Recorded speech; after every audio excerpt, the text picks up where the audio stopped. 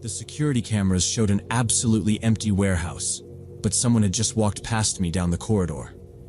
Let me back up to the beginning of that shift in December, when the temperature dropped to 15 below and ice covered everything outside our medical supply complex in Atlanta. I'd been on nights there 8 months, 3 warehouse buildings, 18 feeds, and a radio that mostly just crackled at static. Dave left at midnight with his usual stay warm man and a half joke about selling his soul for a space heater. Then it was just me, the blue glow of the monitors, and a dented thermos that burned my tongue. Around 1 a.m., a white unmarked van rolled up to the main gate of Building 2 and stopped, engine idling, exhaust pushing a steady cloud under the floodlight.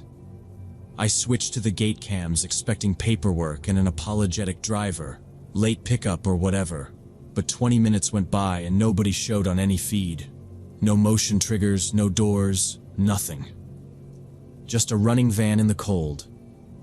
In that kind of cold, you don't sit in an unheated vehicle for long unless you're trying to die, and I kept thinking maybe the driver bailed to use a restroom and I missed it.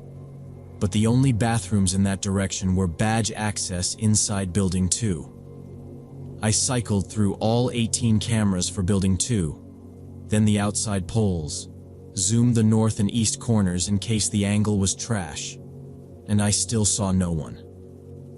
The van just sat there like a prop, engine humming steady. I layered up, parka, scarf, gloves over my uniform, grabbed my flashlight, keys, and radio, and stepped out into wind that knifed through every seam. The walk across the lot was short, but it felt like I was wading into it, boots scuffing on the salted patches because black ice was everywhere. At the van, heat blasted from the grill. I shined my light through the windshield and saw nothing. No coat, no phone mount, no coffee cup in the holder. I knocked hard and called out, "Security, anyone in there?" No answer. I checked the back doors. Locked. Driver's side. Unlocked, which made 0 sense. Inside, the seats were warm. The floor mats were dry like someone had just climbed out. No paperwork in the visor, no company badge on the dash. I backed out, closed the door, circled once more, and that's when I saw them. A straight trail of boot prints in the fresh powder leading from the driver's door to the service entrance of Building 2. Spaced even. Deep, like a heavier guy in work boots moving quickly. No side drift like he'd wandered. The prints were crisp, not blown in or melted, and I tracked them with the beam down to the rusted stair grate at the service entrance. I keyed my radio to dispatch, said I had an idling vehicle and possible trespass, then hustled back to the office because my hands were already going numb. Inside, I threw off the gloves and pulled up the service entrance camera. Nothing. The timestamp showed 1:27. I rewound to 1 at 8x. Still nothing. I checked the interior corridor cams. Main hall, cross corridor, break room, cold storage, the cage, empty. I flipped to a wider rewind, the past hour at high speed. Doors stayed shut, motion counters stayed at 0. It was like the guy walked straight into a wall. I scrolled back to live and stared at monitor 7, which covers the main hallway, clean, lit, a dust mop leaning by the janitor closet where it always leans. And then the picture stuttered, a full-screen jitter like a bad HDMI cable, just a blink, and came back. In that blink's after image, I caught something at the far edge of frame, a shape sliding out of sight by the column, there and gone so fast I almost thought I imagined it. I rewound 10 seconds, frame stepped. The replay showed the same empty hallway, no flicker, no shape, nothing I could freeze. Adrenaline hit fast, but I forced it down because panic makes people do stupid things, and I'm paid, in part, to not do stupid things. Either someone was inside who knew the camera blind spots, there are a few if you hug the walls, or someone was actively messing with the feed. The van was no prank. The footprints were real. I scanned the other feeds again, watching for that micro judder you get when a cable's loose or a feed gets looped. but the status lights were steady green. Our system wasn't fancy, but it wasn't junk either, and nobody had my login. I caught myself listening for building sounds like the heater cycles and compressor thumps, and every normal noise sounded wrong because I was waiting for a different one. Footsteps, a door seal hiss, anything. I unhooked the flashlight from my belt, racked it to my palm so it could double as a cabotin if it had to, clipped the radio to my jacket where the mic wouldn't snag, and called it in for real. Dispatch, Unit 4 at Med South, Building 2. I've got an occupied vehicle left running, no driver located, fresh prints to a secured door, and possible camera interference in the main hall. Requesting additional unit and police response. The dispatcher came back with the quick professional calm that either means it's nothing or we're pretending it's nothing. Copy, Unit 4. Additional en route. Police notified. I said I was going to hold the lobby to keep sightlines on monitors and doors until another guard arrived, because walking blind into an empty hallway with glitchy cameras was a good way to get laid out with a pipe, and the dispatcher said, "Understood. APD advises ETA 15. They promised to send a police unit within 15 minutes. Officers Davis and Rodriguez arrived with a K9 unit and thoroughly searched all 3 warehouse buildings, but found absolutely nothing. By then, the van had disappeared completely, leaving only a patch of melted snow on the asphalt where it had been parked. Technical analysis of the surveillance system revealed no malfunctions or signs of external tampering whatsoever. Every door and window remained locked, and none of the motion sensors had been triggered during the entire incident. The boot prints in the snow led right up to the service entrance, then just stopped on the clean pavement under the covered loading dock. The company launched an internal investigation, but couldn't determine the purpose of the visit, or how someone had managed to stay invisible to 12 high-resolution cameras. They checked me first. Basic questions, timeline, whether I touched any doors or settings, whether anyone else had keys. I gave them my notebook, showed the flicker on monitor 7 that wouldn't show up on replay, pointed out the usual blind angles. Davis asked about spare key boxes. None. Rodriguez walked the dog around the dock, dumpsters, and main hall while I badged them in, and the dog didn't alert once. I told them about the warm seats and unlocked driver's door, and Rodriguez measured the stride. 11 or 12 boot, average weight, not running. When we looped back to verify the van's plate, the space was empty, only that steaming rectangle on the ground like it had just peeled out. I hadn't authorized a tow, the gate log showed no tow in or out, and dispatch confirmed nobody reported one. Now, before I explain the camera checks, you need to understand our setup isn't fancy, but we have redundancies. Locked DVR, separate power line, internal network, audit logs. Their field tech tested the cokes, pulled the DVR event log, checked uptime. No drops. No unauthorized logins, no skipped frames, which made the live flicker even weirder. We tested motion with Davis waving down the main hall, recorded perfect. Rodriguez had me badge the service door open and closed 5 times, every event saved. According to the system, that door never opened between 12:45 and 2:10. By 3 a.m., the K9 had cleared all 3 buildings, including the narcotics cage and cold storage, and nothing pinged.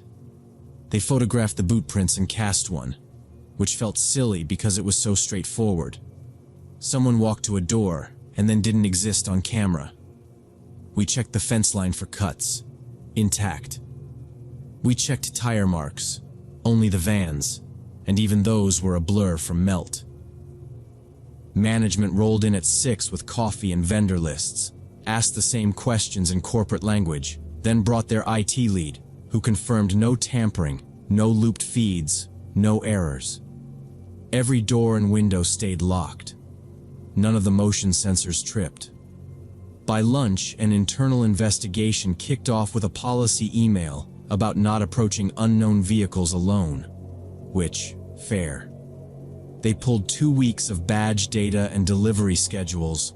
Nothing matched a white unmarked van at 1 a.m. They counted every carton and seal, accounted for.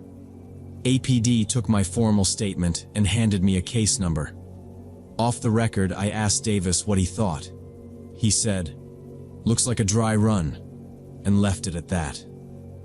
The incident remains completely unsolved, and I still wonder what happened that night and how someone managed to avoid detection by our entire security system. The fact that the van disappeared without a trace while I was calling for backup suggests this was planned by professionals who knew exactly what they were doing. Management reviewed all employee access records and vendor schedules, but found no legitimate reason for anyone to be there. What bothers me most is how the person seemed to know the camera blind spots perfectly, or had some way to interfere with the recordings. I've worked dozens of security jobs since then, and nothing else has made so little sense. Sometimes I still wonder if whoever it was ever came back, and whether they're still out there planning something bigger.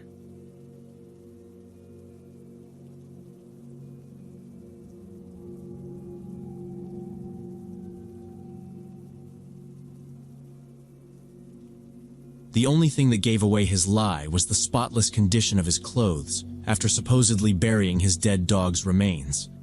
But I realized this too late, with my car window already cracked open and him standing just inches away at 4:15 a.m. on empty Maple Avenue. Let me back up to how this nightmare started. I was driving home from a brutal 12-hour shift at St. Mary's Hospital, completely drained and just wanting to collapse into bed. The roads were dead except for the occasional delivery truck, which was normal for that hour. I'd been taking the same route through that residential stretch for 2 years without incident. Cut past the shuttered laundromat, roll the stop by the school zone sign, and it's basically 5 more minutes to my apartment. That's when this guy in his 40s stepped into my high beams, work jacket and jeans, waving both arms like something was seriously wrong. I slowed because you slow. Your brain goes straight to medical emergency, and that part of me doesn't shut off even off the clock. He looked rough in the face, not dirty exactly, more wired and kind of breathless. I kept the engine running and nudged to the curb, habit drilled into me. Doors locked, park and drive, foot on brake, then cracked the window 2 inches. He planted his hands on his knees like he'd sprinted and said, "Please, I just need help. Please." All in one go. I told him to take a breath and asked what happened. He stared past me down the street like he expected someone to appear and blurted this whole thing about coming home to his dog torn apart in the yard. Coyotes or strays maybe. And he'd been trying to gather the remains to bury them behind his garage. He said there was a guy watching him from the alley, this creep in dark clothes with a shovel. And when he looked up, the guy started coming at him fast. I ditched the shovel and ran, he said, pointing vaguely back the way I'd come. I've been trying to flag anybody. His voice cracked on anybody. It sounded like something I've heard 100 times in ER triage. Panic with just enough detail. Now, before I go further, you should know I don't roll down windows for strangers at night. Not really. But I'd already done that tiny crack, and I was thinking if this guy's being chased by someone wielding a shovel, that could be a head wound waiting to happen. Stupid, maybe, but that was the calculus. I kept my phone within reach on the console, thumb hovering like I was about to dial 911, and I told him, "I can call the police." He winced like the word stung.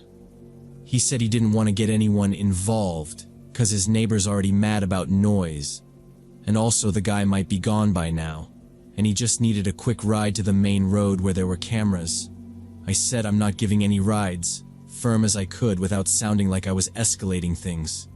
He nodded quick, too quick, and kept glancing behind him like he was clocking blind corners. He kept talking, fast, jumpy details that sounded legit on the surface. He mentioned Morris Lane, the old blue garage with the peeling door. He even said the dirt behind the fence was frozen shallow, so he had to hack through it. Which, okay, tracks at this hour. I asked what the guy with the shovel looked like, and he said, dark hoodie, cheap boots, smelled like gas, like he siphons it. And I got that little crawl at the back of my neck because that's a particular thing to say, you know? He leaned closer, near enough that his breath fogged the crack in the glass, thanking me, over-thanking me actually, for stopping. He kept saying, I'm not crazy. I'm not trying anything, I swear. Which people don't usually say unless they're trying something, right? His story clicked with the dumb neighborhood chatter lately about aggressive packs of strays. 2 nurses on my unit had their trash torn up last week, so my brain was trying to reconcile that with what I was seeing. He had a work jacket, heavy-duty type, and jeans, but the jacket was spotless. Like, not a speck. No mud, no hair, nothing to suggest he'd been gathering, as he said, pieces of a dog or digging in wet dirt. Even his boots were clean, road dust, sure, but no clumps. I felt my foot press harder on the brake. He noticed me looking, and his eyes flicked down like he suddenly remembered he was supposed to be a mess. I kept my tone light, nurse voice, the one that smooths ruffled feathers, and said, if you were dealing with all that, where are your gloves? Or, why's your jacket so clean? I made it sound like a practical question, like I could hand him wipes and fix it. That's when everything shifted. The breathless act drained out of him like someone closed a valve. His face went flat. Calm. Empty. Calm.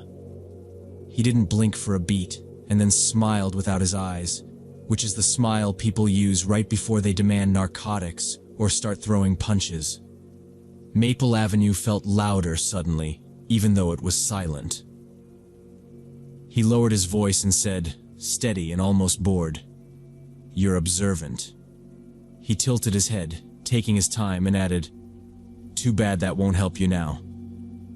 I swallowed because my mouth went dry, and I flicked my thumb to the lock button without taking my eyes off him, double-checking I'd locked it even though I already had. He watched my hand, and then glanced down the street one more time like he was confirming we were alone. You're gonna unlock the door, he said, conversational, like we were talking about the weather. I didn't answer. He set his palm flat on the door below the window, fingers splayed like he was measuring where to grab. Then he shifted his stance, braced his feet, and stepped closer to my car door. That's when I realized I'd walked straight into a trap. This wasn't some random victim seeking help. This was a predator who'd carefully rehearsed his story to lure in good Samaritans like me. His hand moved toward my door handle as he continued talking in that eerily calm voice about how sorry he was that I'd figured it out.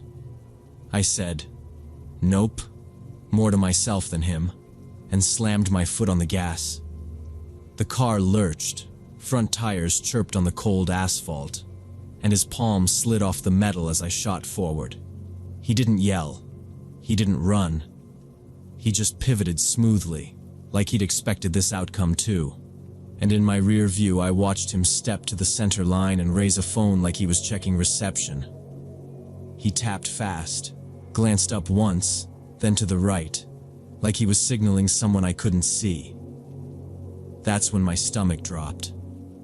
This was a routine, polished and tested, and I'd slotted right into the mark position. I stayed on Maple because it fed straight to the highway, shortest path to cameras, lights, other people, and I kept exactly the speed limit so I wouldn't give a cop a reason to stop me and hand me right back into a dark shoulder. I flicked my hazards once to wake up any sleepy drivers ahead and kept scanning the side streets. A sedan's headlights flared 2 blocks back and then went dark, like it had nosed out of a driveway and changed its mind. Maybe coincidence, maybe not. I killed my interior lights with a thumb press so the cabin wasn't lit up like a fish tank. Every block I passed, I checked the cross streets for movement. Nothing. But that can mean nothing or everything at that hour. He hadn't chased. He didn't need to. If there were others, all they had to do was be where I'd be in 60 seconds. I rolled the window up the rest of the way. Should have done that sooner. Double-checked the doors, and kept my phone in my lap with my emergency screen pulled up. Not calling yet because I needed 2 hands and both eyes to not plow into a light pole while narrating my location to a dispatcher. A 4-way stop came up. I didn't do the California roll. I stopped hard, counted 1, 2, and went. Because if they were timing me, they'd expect either panic speed or a freeze, not something boring and exact. A box truck turned onto Maple ahead and I tucked in behind it, using its bulk as moving cover. The truck's brake lights were an ugly comfort, proof of another human between us. 2 more turns and I'd hit the on-ramp. At the last residential intersection, I saw a figure at the far corner, hood up, hands in pockets, head angled like he was listening. He didn't step out, he didn't wave, he didn't even look my way. Just existed in that weird too-still way people get when they're waiting for a cue. I eased past, eyes straight, and merged onto the highway like it was any other dawn. Once I hit 55 and the median opened up, I finally let out a breath I hadn't realized I was holding. In my mirror, Maple shrank to a dark line with 1 pinprick of light where a phone screen glowed and then winked out. I drove straight home with my doors locked and my hands shaking so bad I had to re-grip the wheel at every light. And only after I was inside, chain on, deadbolt turned, did the full weight of it all land in a way that wasn't helpful. Like my brain was replaying each second for how I'd given him an opening by cracking that window in the first place. I kept turning over the phone in his hand, and the way he didn't try to force anything because why would he? If there were eyes on other corners, if they'd done this before, because tired healthcare workers and night shift people are predictable. Same routes, same hours, same empty streets. I reported it the next day with everything I remembered. Street names, timestamp on my clock, the jacket cut, the way he said, "You're gonna unlock the door." And the officer took it seriously, but said without plates, video, or other victims, there wasn't much to pursue, and maybe a patrol car would roll through Maple more often. I changed my route home and I don't stop anymore. Not for waving arms, not for stories, not for anything that can be handled by a call and a location. 'Cause I keep replaying one detail I almost missed. His clothes were clean, impossibly clean. And if I hadn't noticed, if I'd hit unlock on reflex the way people do to be polite, then what? What hallway would I have been dragged down? What trunk? What ditch? So I don't test it. I just don't.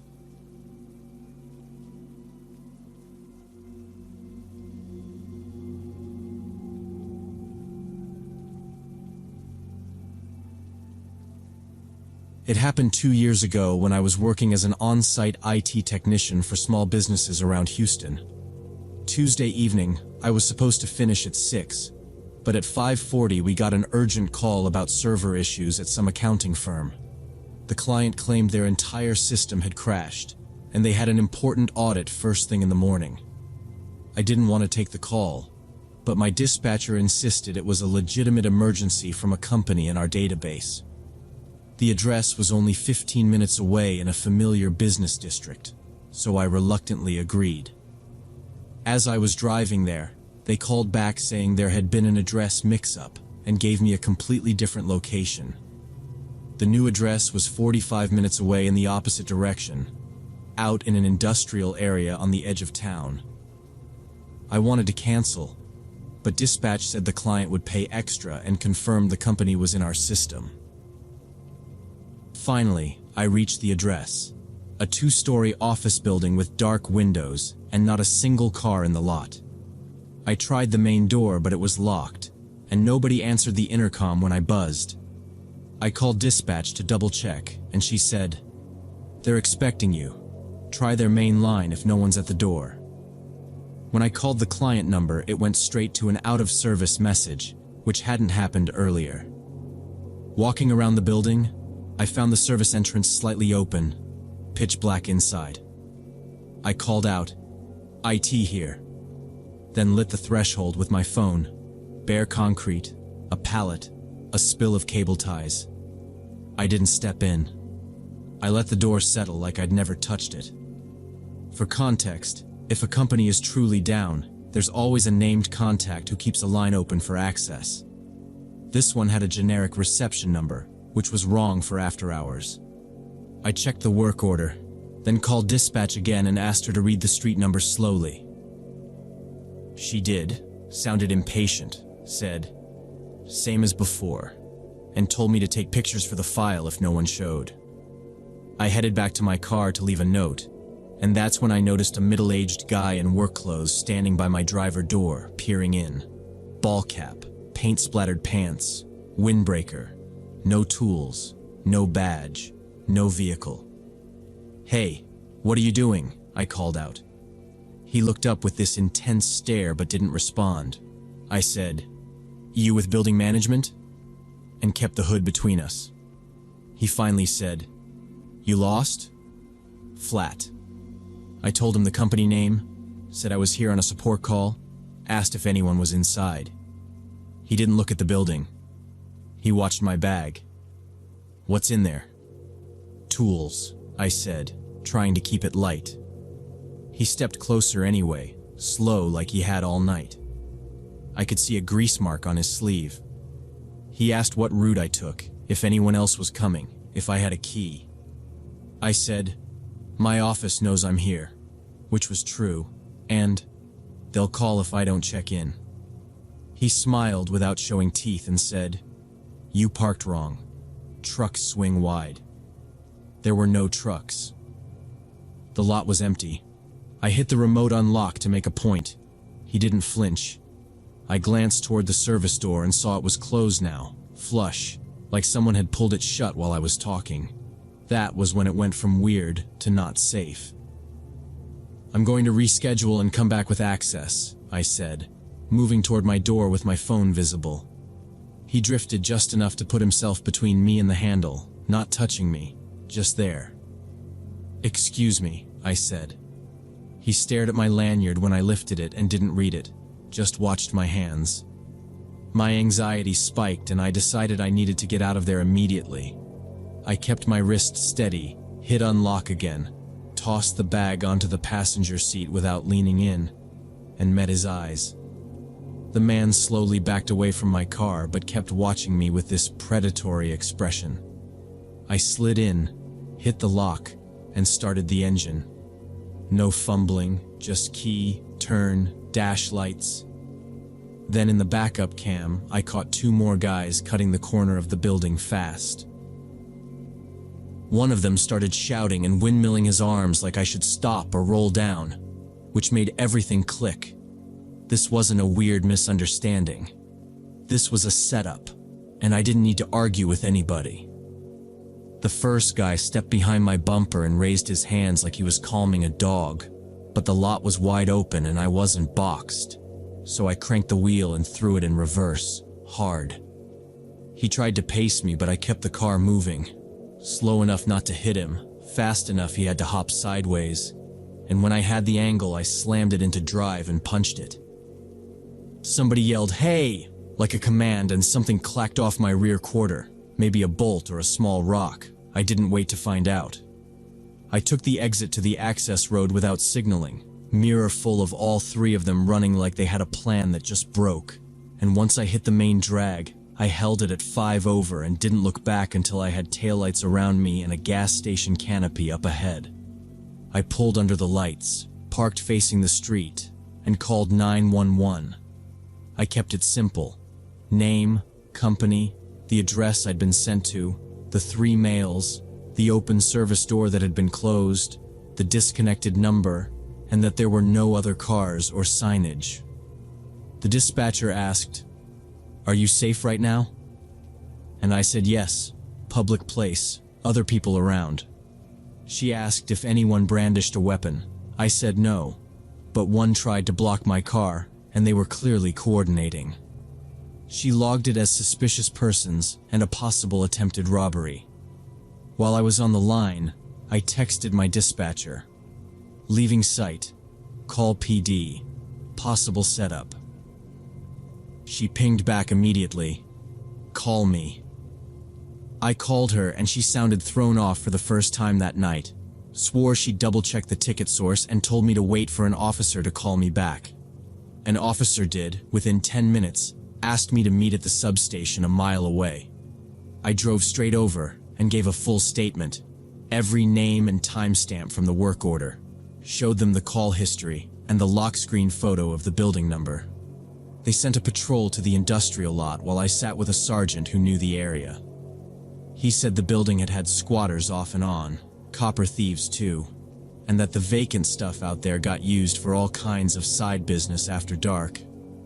You did the right thing leaving, he said, writing down my plate and our office number. I powered down the job in our system as no access safety concern and sent the incident report linked to my manager. By morning, detectives had pulled the basics. The accounting firm name was legit, but their actual office was in a medical plaza across town. They had not called us, and their servers were fine. The phone number on our ticket pinged as a VoIP that had been disconnected. The address I drove to had been vacant for 3 years. Current owner a bank in foreclosure proceedings, utilities off, no tenants. Patrol found the service door unlatched again, but no one inside, just trash and a couple of busted chairs. Detectives told me they'd seen this pattern with contractor lures hitting plumbers and appliance techs.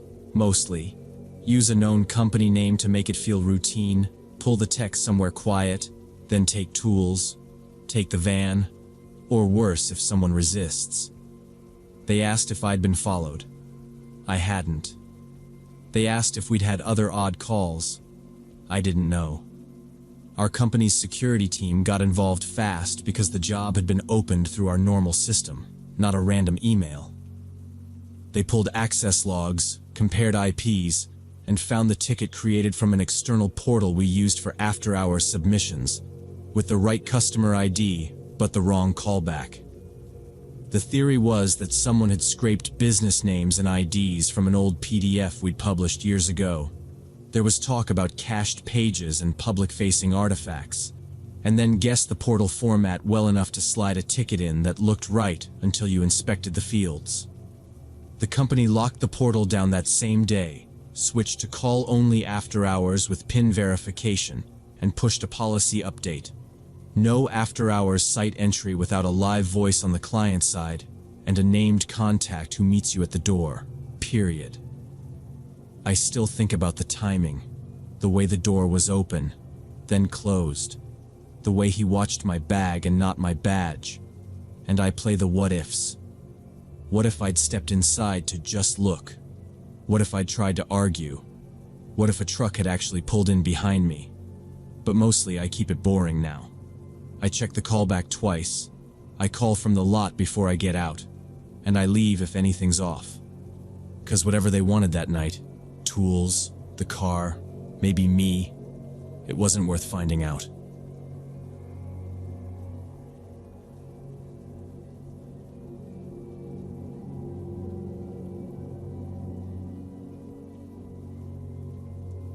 So when I was 20, I was driving back to Indiana from college in Illinois after winter break. It was around midnight on I-64, and I hadn't seen another car for over an hour in this really desolate stretch between Evansville and Terre Haute. I was switching radio stations when I noticed this big rig coming up behind me in my mirrors. At first, everything seemed normal, just a trucker doing his job. He moved into the left lane to pass me, which is totally standard. But then something weird happened. Instead of completing the pass, he slowed down and matched my speed, staying right alongside my Honda. I thought maybe he was having engine trouble or something, like he was trying to listen for a noise or keep an eye on a tire. I don't know. I'm not a mechanic. So I eased off a little to give him space, expecting him to either fall back or go on. He didn't. He hung there, and I started to feel boxed in. Concrete barrier to my left for a stretch. guardrail to the right, and him sitting on my driver's side like a wall. I tapped my brakes to see if he'd move ahead. He tapped his too, or maybe just coasted, because we dropped together. I sped up a notch to drift behind him. Nothing. He mirrored me. Perfect timing, like we were tied together with a rope. Okay, maybe he's tired, I told myself. Maybe he's zoning out. I'd heard that happens. So I hit my blinker and slid right to make it simple for him to finish his pass. He drifted right with me. Same lane, same place. Then nudged back out left without actually going anywhere. I said out loud, "What are you doing?" And my voice sounded small in the car. Then this incredibly bright spotlight suddenly blazed from the side of his cab, aimed directly into my car. The light was so intense I had to shield my eyes with my hand, and I couldn't see anything except white glare. My dash lit up like someone had welded a sun onto my door. I ducked behind the A-pillar, one eye squinted, trying to keep the wheel straight because at 70 mph, you don't have much margin for being blind. This went on for several minutes, long enough that I started counting mile markers just to stay oriented, before he finally turned it off and completed his pass. I figured it had to be some kind of equipment malfunction, or maybe he was checking his trailer or something. I wanted a normal reason so bad. I let him get a couple car lengths ahead and moved to the left lane to put more distance between us. The truck immediately changed lanes too and pulled up next to me again. That's when the spotlight came back on, even brighter this time, pinning me in the lane like a bug on glass. I could see the beam was mounted behind his window, not a handheld flashlight. Deliberate, like the kind of thing you'd use to scan a yard, and he aimed it right into my face. I threw my visor down, crouched in my seat, and tried to keep my tires centered between the reflectors. "Cut it out!" I yelled, which was useless obviously, but it felt like doing something. I nudged my speed down to tuck behind him. He matched. I bumped up to swing past on the right. He slid right in perfect sync, light dead on. There was no way this was accidental. The road around us was empty, no exit, no shoulder wide enough to stop without feeling like a target. Just dark trees and those little green signs ticking by. Now I knew for sure this wasn't any accident or mechanical issue. This guy was deliberately targeting me, and I had no idea why. I tried to outrun him, pushing my little Honda up to 85 mph, faster than I'd ever driven in my life. The engine whined, and I had both hands at 10 and 2, because I could feel the car get light over those slight rises. And the last thing I wanted was to overcorrect and spin out. But this massive 18-wheeler caught up to me like I was standing still. He had to be doing 90 easy, on that road, at that hour. And he slid up along my driver's side again like he owned the lane. I flicked my blinker to fake a lane change, then swerved the other way to try to shake him. Stupid maybe, but I was thinking smaller moves, not anything dumb. He read it, like he'd seen that trick 100 times, and flowed with me, huge and smooth, no brake squeal, no wobble. The speed he was maintaining was absolutely terrifying, way beyond what should be safe for a vehicle that size. I caught a quick look at the trailer wheels in my mirror.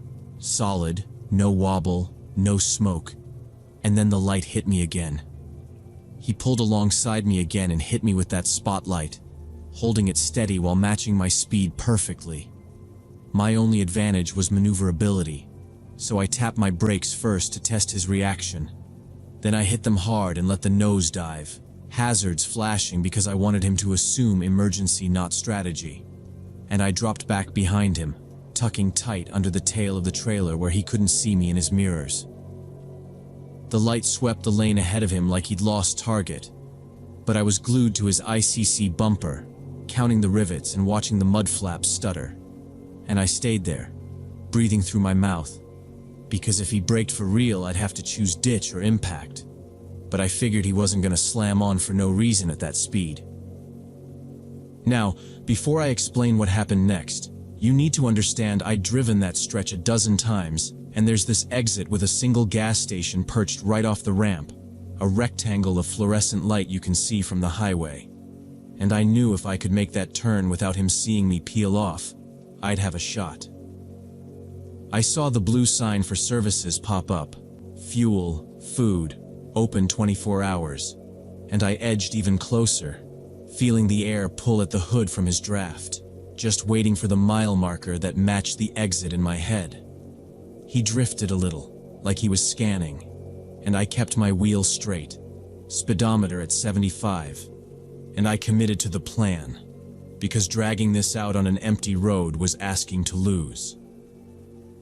When the actual exit split started, that chevron pattern, I waited until the very last second, right when his cab cleared the gore point, and I snapped on my blinker and broke right. A clean, decisive move, crossing the hash into the ramp, and instantly the sound changed. The road surface rumbled, and his trailer wall filled my left window for a heartbeat, and then was gone. He couldn't react fast enough at that angle, and he went flying past on the main highway, taillights shrinking, and I rode the ramp hard, let the car scrub speed, and took the curve into the lot with the gas station canopy throwing hard white light on concrete. I rolled to a stop at the outer pump, but didn't get out, just killed my headlights and left the engine running in case I had to move, watching the highway slice by beyond the fence. I waited 30 seconds, a minute, 5, expecting to see him circle back on the overpass or shoulder crawl the frontage road, but nothing moved except a distant sedan that didn't exit. I eased around the pumps and parked in a slot with my rear to a wall and my nose pointed at the only way out, and I locked the doors and finally let myself look at my phone. I sat in that gas station parking lot for almost an hour, hands still shaking, trying to process what had just happened. But I kept breaking it down into steps because steps are easier. Brake, tuck, exit, hide. And every few minutes I looked up at the highway to make sure there wasn't a truck pacing the fence. I called campus security at my school to report it, figuring they'd at least document it and maybe tell me who to call. But the dispatcher sounded apologetic and said there wasn't much they could do since it happened in another state, and she suggested I call the highway patrol there if I had the plate number. I didn't. I couldn't even see the state. I went inside to buy water I didn't want just to talk to a person, and the attendant, a guy in his 30s with a name tag that said Mike, listened while he counted a drawer and he was like, "Yeah, truckers get weird sometimes. Long hours, bad day, or they think somebody cut them off, or they fixate. Especially on solo drivers, you know? Could be road rage, could be some creeper, could be both." And I told him about the spotlight, and he said he'd seen rigs with mounted work lights, and that some use them to mess with people, 'cause they're bored or pissed. He suggested I wait longer to make sure the guy was long gone before getting back on the interstate, and he pointed at the camera domes and said, "You can park where they see you, right there. Big blind spot behind the ice machine, don't use that one."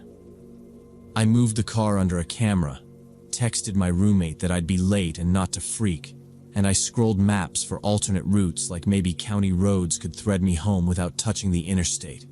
They couldn't, not meaningfully. After 45 minutes, I stepped outside again and checked the highway, counted to 100, no big rigs exiting, and I decided I'd take the ramp westbound and then loop east 2 exits later, add some randomness. When I finally pulled out, I kept my distance from any trucks I could see, and I held steady speeds and never sat parallel with anyone, and the rest of the drive was quiet in that way, where quiet makes you nervous because you're waiting for the moment it ends. To this day, I have no idea what that driver's intentions were, and maybe it was just some idiot on a power trip. But the part that stuck with me wasn't even the light or the speed, it was how easy it was for someone that big to pick me, lock on, and make every normal choice bad. And I still catch myself checking my mirrors for a spotlight that isn't there.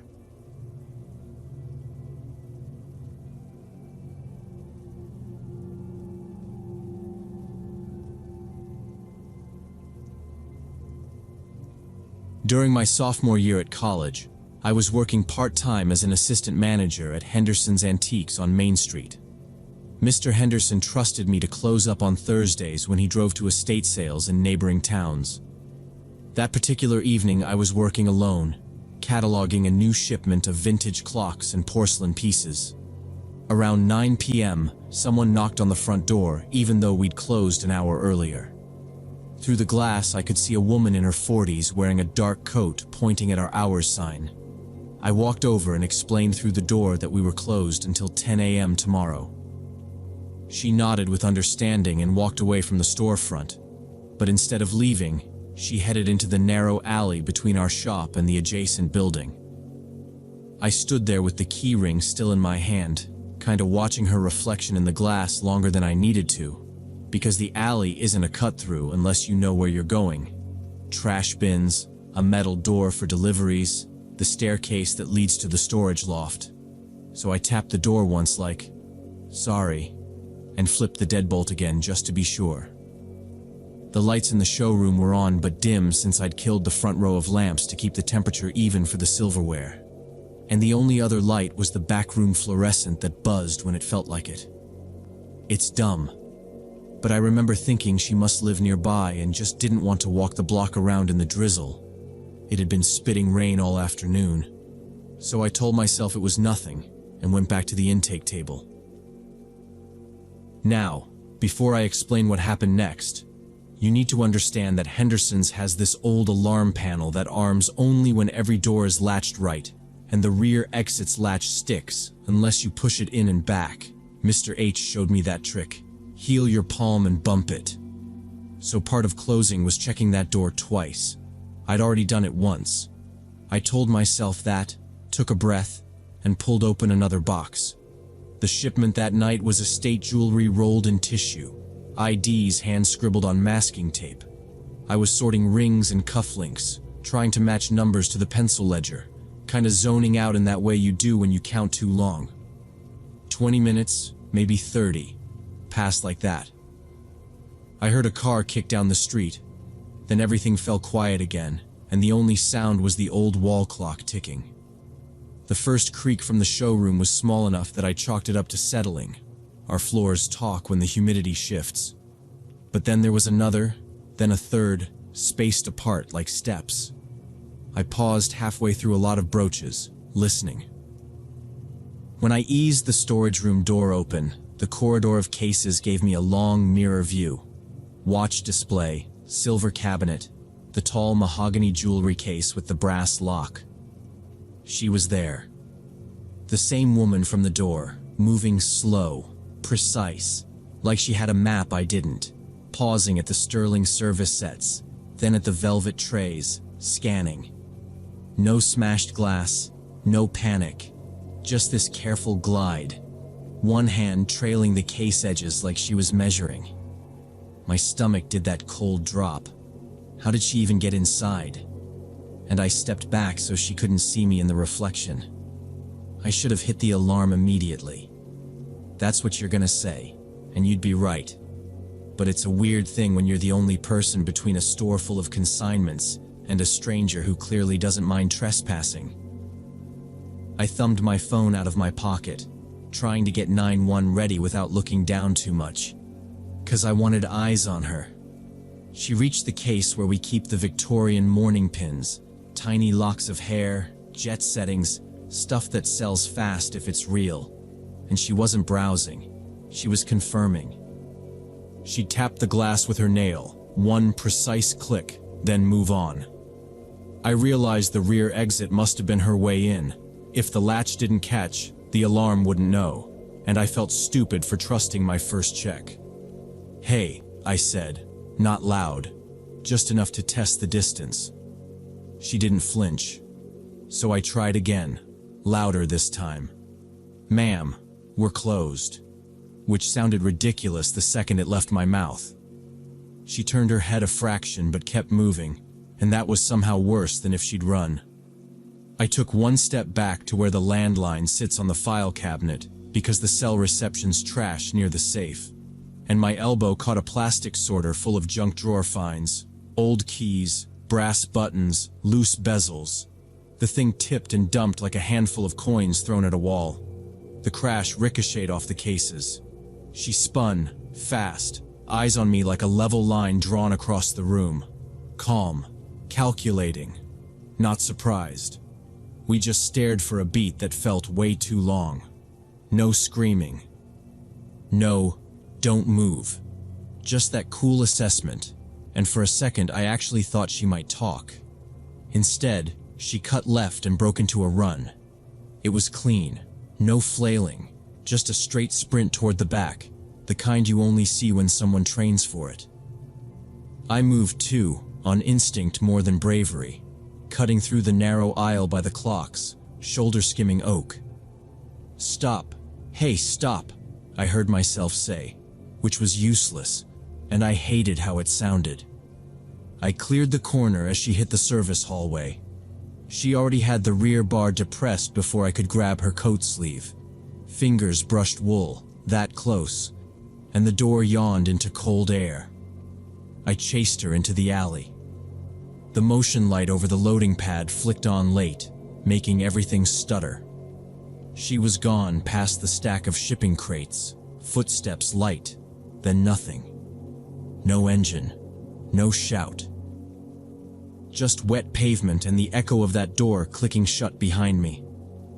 I stood there for half a second because it felt dumb to sprint into a blind alley after someone who'd just proven she knew the building better than me, then doubled back to secure the exit. Phone finally pressed to my ear, breath too loud in the receiver as the dispatcher said hello and asked for the address.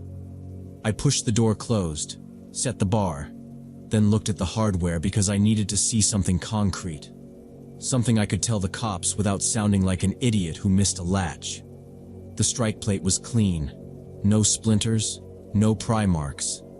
The cylinder looked untouched except for a faint crescent on the face where a tool might have slipped once and kissed the metal. There was a little curl of shaved brass sitting on the threshold like a comma. I picked it up and felt that stupid cold drop again. The kind that cuts through adrenaline and leaves you plain, practical facts. The back door lock had been picked with professional precision, not forced or broken. Tiny metal shavings on the floor showed where she'd used specialized tools to defeat the deadbolt without damaging it. I held one between my fingers while I gave the dispatcher our address. Then I called Mr. Henderson and said, "I locked it, I swear." And he just said to stay inside and wait for the police. The woman was gone. Our alley turns left behind the print shop and right behind the tailor, and then it breaks into a service lot. So if you know the turns, you can vanish in 30 seconds. 2 patrol cars rolled up fast, lights off, and the officers split. One checked the alley with a flashlight. The other took my statement and asked me to show him every door and window. We did a walkthrough. No glass disturbed, nothing wedged. The rear strike plate had that shine and those shavings. That was it. When Mr. Henderson arrived, out of breath and still in his jacket from the estate sale, we went straight to inventory. We opened the big cases first. The silver cabinet, the Victorian pins, the high-dollar rings. Everything was there, and weirdly that made it worse because it meant she'd been hunting for something specific, not just grabbing and running. Mr. H said she wasn't shopping, she was verifying, and I could tell he was cycling through our recent consignments. He looked at the ledger and tapped a finger on 3 items we'd only just logged. A gold cigarette case with an inscription, a mourning brooch with a hairwork compartment, and a small travel clock with a hidden compartment that the seller mentioned offhand. He'd joked about it when he dropped it off. Inside knowledge, probably. Not random. The officers canvassed the block. They asked the pizza place, the bar with the neon sign, the print shop. Nobody saw anyone matching her. One officer crouched by the back door and said, matter of fact, "Clean pick." And I felt my face go hot, even though he wasn't blaming me. They dusted the case edges and the door hardware and got nothing readable, just smudges. On the floor by the service hallway were two faint, partial shoe prints in the dust. Narrow tread, probably a running shoe. The officer wrote the case number on a card and told us to keep everything as we found it, and to call if we remembered anything else, even if it felt dumb. Mr. Henderson pulled the intake sheets for the 3 items he suspected and went through who knew about them. Me, obviously. Him, the seller, whose info was on file. No photos posted yet. We hadn't put them on the website. He rubbed his jaw and asked me to think hard if I'd mentioned the clock or the brooch to anyone. I said no, because I hadn't, and he nodded like he believed me, which helped, not emotionally, just in practical terms, because it meant our list of leaks was tight. He locked those items in the safe, then looked at the rear latch, then back at me, and said we were changing procedures before we reopened.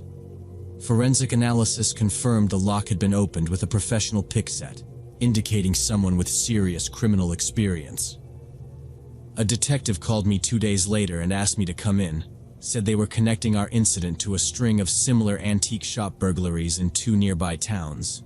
Same method, same thing where nothing was taken if the target item wasn't present or visible. He slid photos across the table, close-ups of scratch patterns on other doors, the same crescent marks, the same tiny brass curls on thresholds. It was like a signature without being one. Our woman's identity wasn't established. No prints, no DNA. The detective said, "You gotta look at her face." And I said yes, and gave the best description I could, but no matches came back. Security cameras on our street didn't cover the alley, and the city traffic cam on Main caught a dark coat moving fast past the Taylor's sign, but the frame skipped, and the image blurred at the exact second she turned. We pulled our old indoor footage and got reflections and shadows and my own dumb silhouette knocking things over. Nothing usable. Mr. Henderson had a locksmith out that afternoon. We installed an updated alarm, a sensor on the rear latch that screams if it's even a hair off, reinforced plates, and an additional camera pointed straight down the service hall. He also changed how we log consignments, tightened who sees what before it goes in the case, delayed any talk about hidden compartments until after we verify and secure. I'm still amazed by her composure and how she worked like she'd done it dozens of times, because she probably had. And I still think about the way she tapped the glass like she was checking a list, and about how we only noticed her because of a noise I made, and how close she got to whatever she was after. Sometimes when I close, I check the morning pins and that travel clock twice without meaning to, and I listen for that creak, and I wonder if she came back and decided the risk wasn't worth it, or if she's still out there waiting for the exact piece to surface and for someone to get careless for 1 second, which, honestly, is all it took.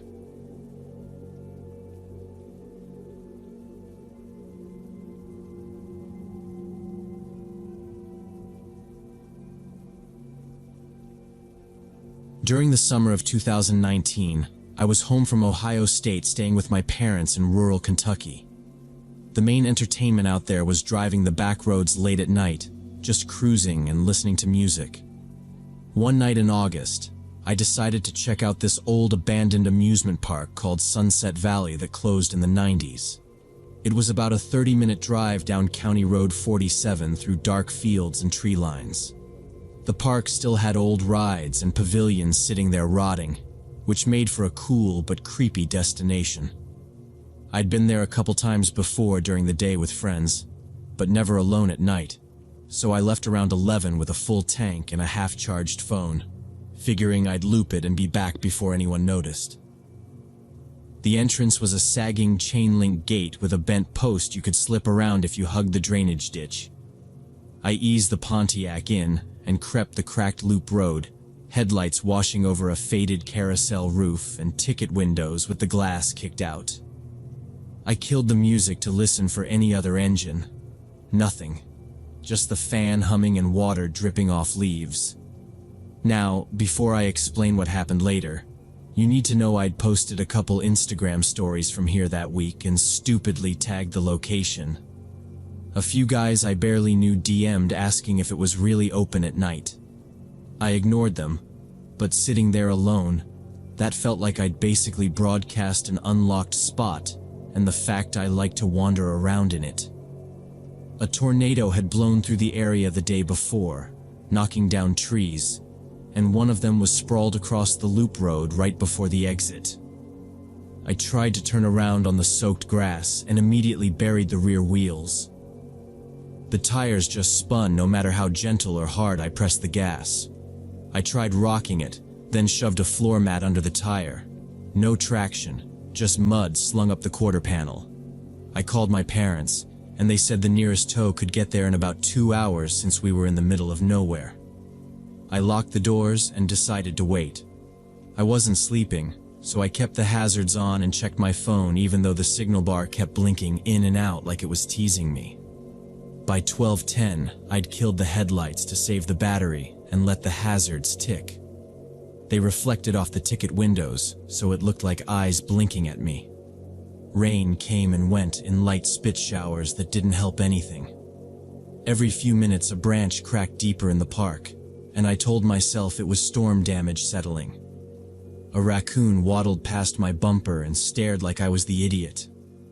I thought about hiking to the highway, but the mud was slick, the night was black, and the last thing I needed was some farmer calling the sheriff about a trespasser.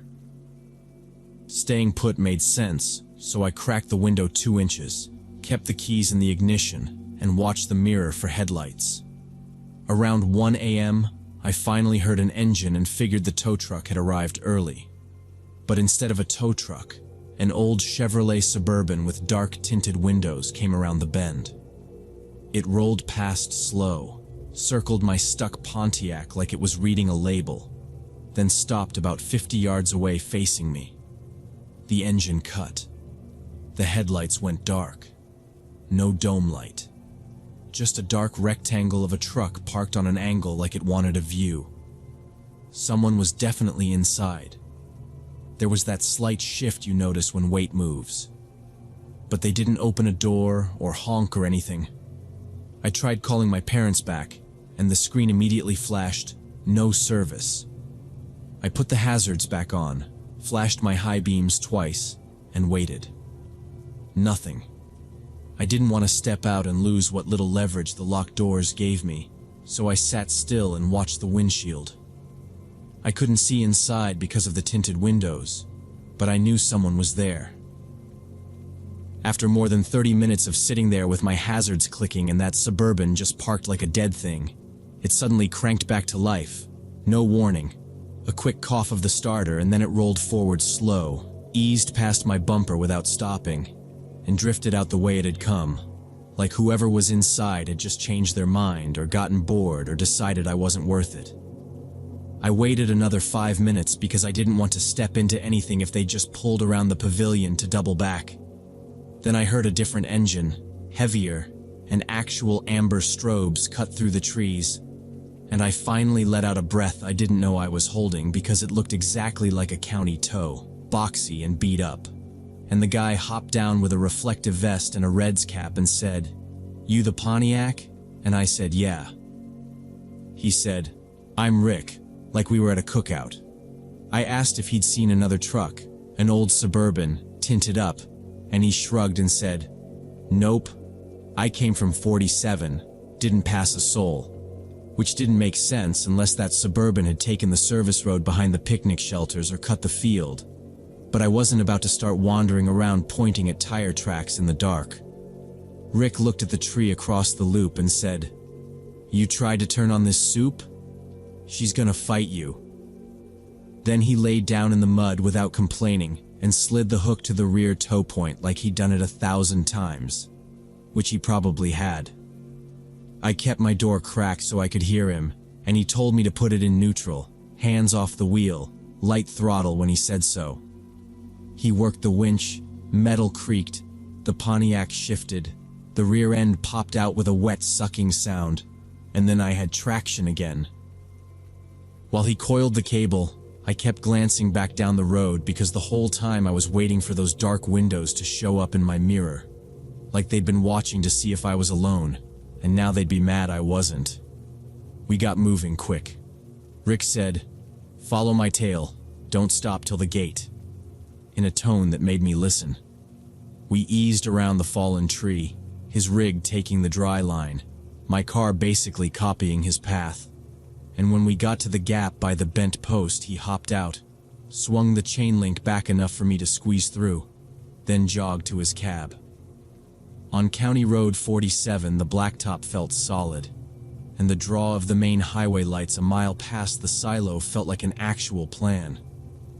I kept expecting those square headlights to pop out behind a hedgerow and settle on my back bumper, but it was just us and a far-off set of tractor lamps. Rick radioed something to dispatch, casual, like client out, back to shop, and didn't mention anything weird, and that somehow made me feel stupid for being jumpy, but also safer. Like if this was unusual, he would have said so. At the gas station by the junction, he waved out his window and said I was good. Cost was on my parents' card already, and I thanked him twice. I got home at 2:30 and parked nose in under the porch light and left my muddy shoes by the door, and that should have been the end of it. But I didn't sleep much because I kept replaying how that Suburban had just sat there without doing anything, which was almost worse than if they'd just driven on. A few days later, I mentioned it to a deputy sheriff I knew through my dad's work. He handled rural calls and everyone knew him as the guy who could tell you which road flooded first. And I told him the whole thing straight, no exaggeration. The tree, the mud, the weight, the Suburban, the tow.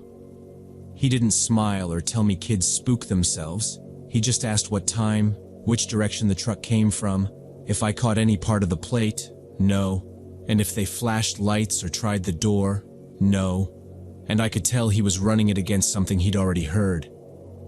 He said, "We've had reports on 47 and 19 and out by the quarries. Group in an older SUV, different colors, sometimes a van, watching stranded vehicles, then closing in when they're sure the driver's alone or gets out to wave down help."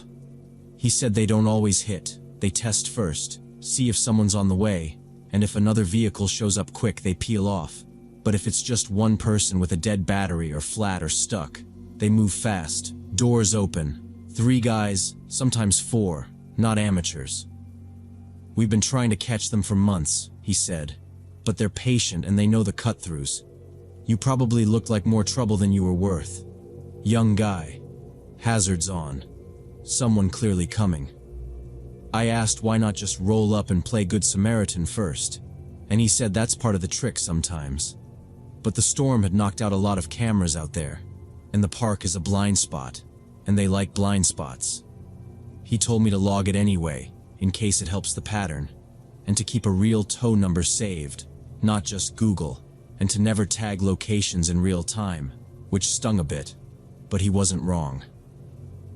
I didn't go back to Sunset Valley, and after that, I stopped doing solo night drives in the empty parts. Not because I thought I was special or targeted, just because I understood I'd sat in a place someone else used like a net, and the only reason nothing happened is because I had a clock on me and they saw it.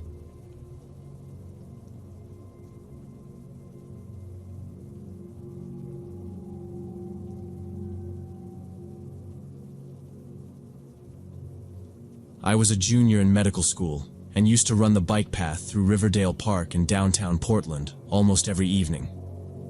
As a student, I preferred training after classes when the day's heat died down, and there were usually enough cyclists and other runners around even late in the evening.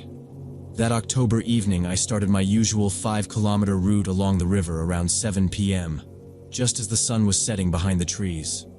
About a kilometer in, I noticed a dark pickup truck driving slowly on the parallel park road. The driver was obviously watching me through his open window, which immediately made me uncomfortable. I kept running, hoping the truck would just pass by, but it maintained the same crawling speed as my jogging pace. Now, before I explain what happened next, you need to understand I wasn't careless about safety. I wore a reflective vest, my phone was in an armband with the emergency slider ready, and I had 3 bailout points to populated areas. I told myself not to overreact, but when he drifted closer at the next clearing and the window stayed down despite the cold air, I cut my music and listened to his engine pacing me. Why would someone do that for no reason? I tried a test. I slowed like I had a stitch. He slowed too. I passed the faded mile marker stencil and thought about ducking through the dog park gate, then changed my mind.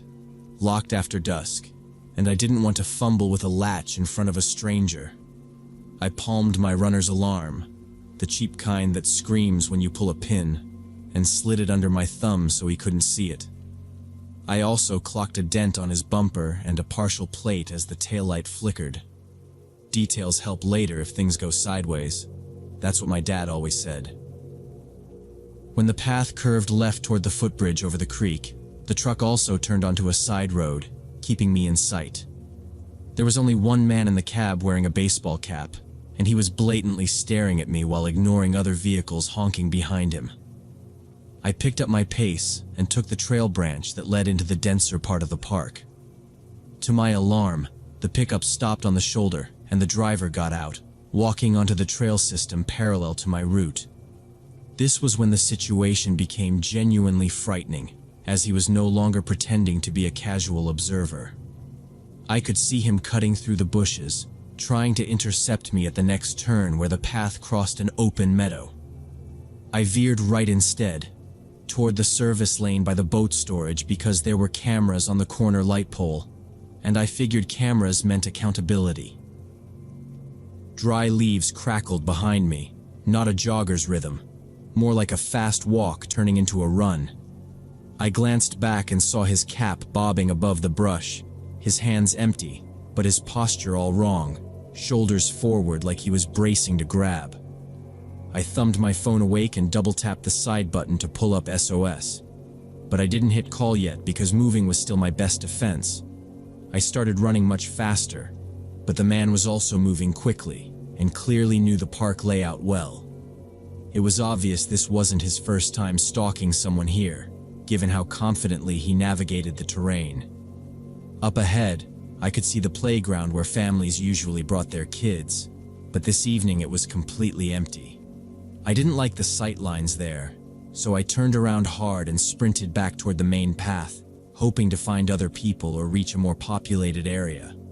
Behind me, I could hear heavy footsteps as my pursuer gave up any pretense of subtlety.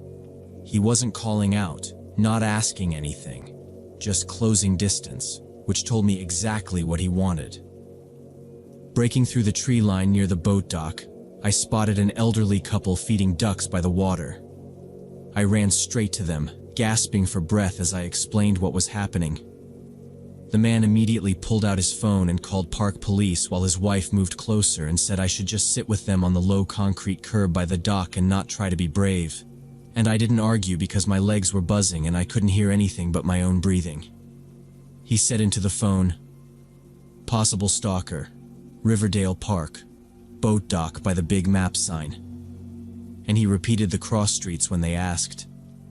Then he told me not to worry, because they were on the way. I turned to point down the trail where the guy had been coming through the brush a minute earlier, but the path looked normal again, just empty, and the bushes had settled like no one had ever been there, which made me feel stupid for a second, until I saw the broken twig on the edge of the gravel and remembered the scrape of his shoe. The wife kept saying, "Stay here, sweetheart. You don't need to explain anything right now." And she positioned herself between me and the trees in this solid, practical way that made sense. The park patrol showed up fast, like 8 or 9 minutes later. Lights rotating but no siren.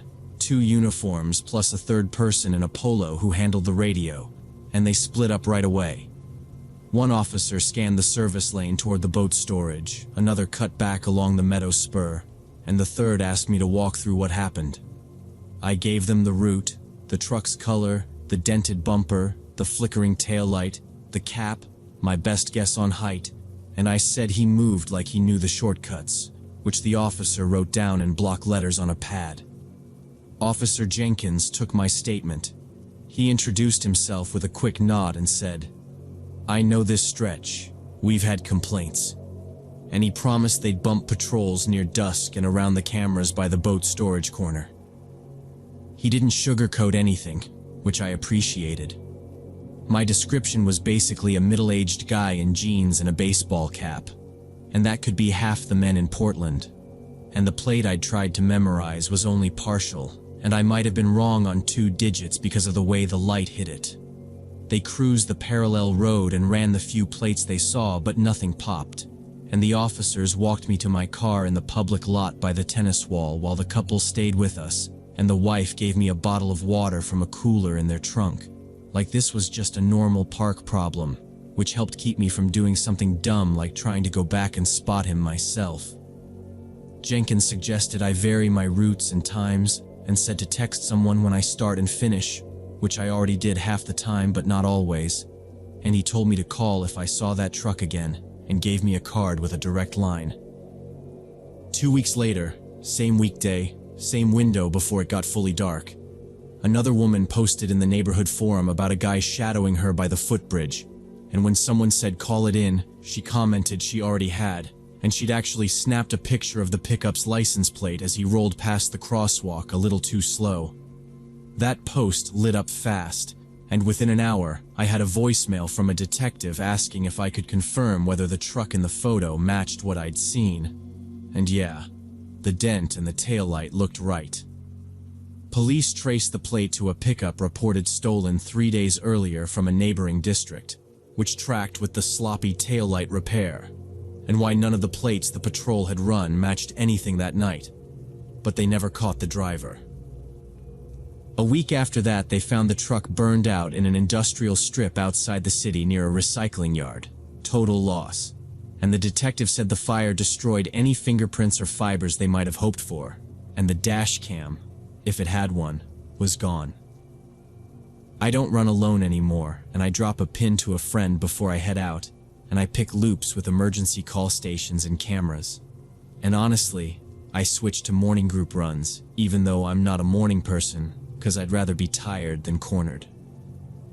I still catch myself scanning every dark pickup on the road, like it could be him testing boundaries again.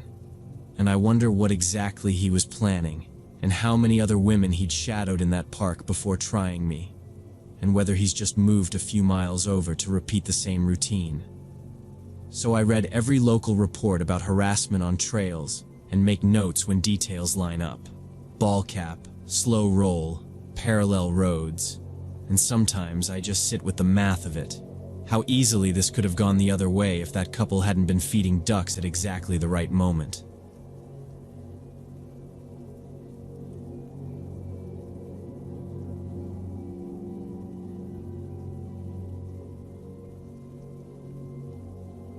It happened last fall when my girlfriend Sarah and I were doing one of our spontaneous road trips through the backwoods of Washington County, Oregon. We loved exploring abandoned farms and forgotten settlements in the foothills of the Cascade Mountains. This particular October night was cold and rainy, and we'd gotten completely lost on these dirt roads between Hillsborough and Forest Grove when our GPS stopped working. The rain had turned the road into a muddy mess, and fog reduced visibility to just a few yards. After driving around lost for about an hour, we spotted a narrow road leading up into the hills. I slowed because the road looked like someone had carved it out with a shovel and a bad attitude. Ruts full of standing water, blackberry canes leaning in, a bent no trespassing sign flat in the mud like a coaster. So I said, "It's probably just a driveway."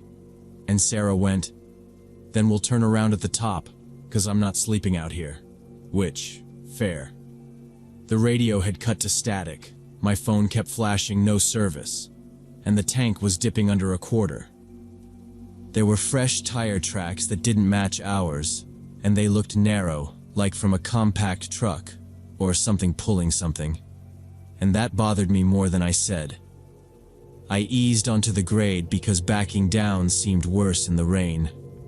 We climbed until the trees fell away, and the mud shifted to slick moss over old pavement. The fog thinned for a second, and showed a black rectangle up ahead, like an empty stage. "This is dumb," Sarah said, doing that leg bounce thing she does when she's nervous, and I said, 2 minutes. If it's nothing, we turn." because turning around on that slope without line of sight felt like a coin flip. The wipers beat slow, and the engine wheezed as I tipped into second. Something clanked under the car, maybe a branch, maybe metal, and I felt it in the pedals. We crested into a clearing, and my high beams hit a yard that looked like a junkyard had exploded. There were car tires stacked in rotten columns, rusted barrels on their sides, broken furniture with stuffing spilling like cotton, and glittering shards of glass scattered across the pavement like someone had spread it on purpose. The house at the back was half collapsed, boards nailed over windows at random angles. One corner of the roof caved in so you could see rafters like ribs. It didn't look lived in, except for the movement. Cats, dozens, poured around our lights, weaving through the piles, their eyes lighting green then vanishing low to the ground. They weren't meowing. They were silent, tails low, not curious at all. The smell through the vents wasn't animal. It was wet ash and something chemical, like burned plastic. "No," Sarah said, hand on my arm, nails light. "Turn. Right now." I started a careful reverse, checking the mirrors, trying not to cut a tire on all that glass. And that's when the first hit came. A chunk of brick, who knows from where, smashed the upper right of our windshield with this flat, heavy slap, and the glass bloomed into a spider web of tiny white lines. I flinched so hard I bumped the shifter into neutral. "Go!" Sarah yelled, voice cracking, and I threw it into reverse again, steering by the rear camera that was now mostly rain and mud streaks and a halo of fogged LEDs. Something moved to our left behind a mound of soaked couch cushions, and then a skinny guy stepped out, like he'd been waiting for the cue. He wore a dirty army jacket that hung off him, and he had a baseball bat resting on his shoulder.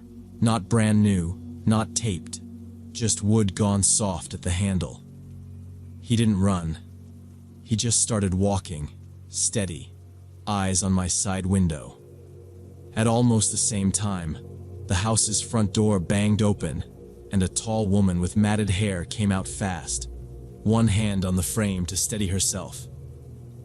Her face and hands were smeared dark, soot or mud, I couldn't tell, and she was yelling hard, something rhythmic, like words, but the rain swallowed it, and the cat skittered in every direction, scattering into the junk like poured beads.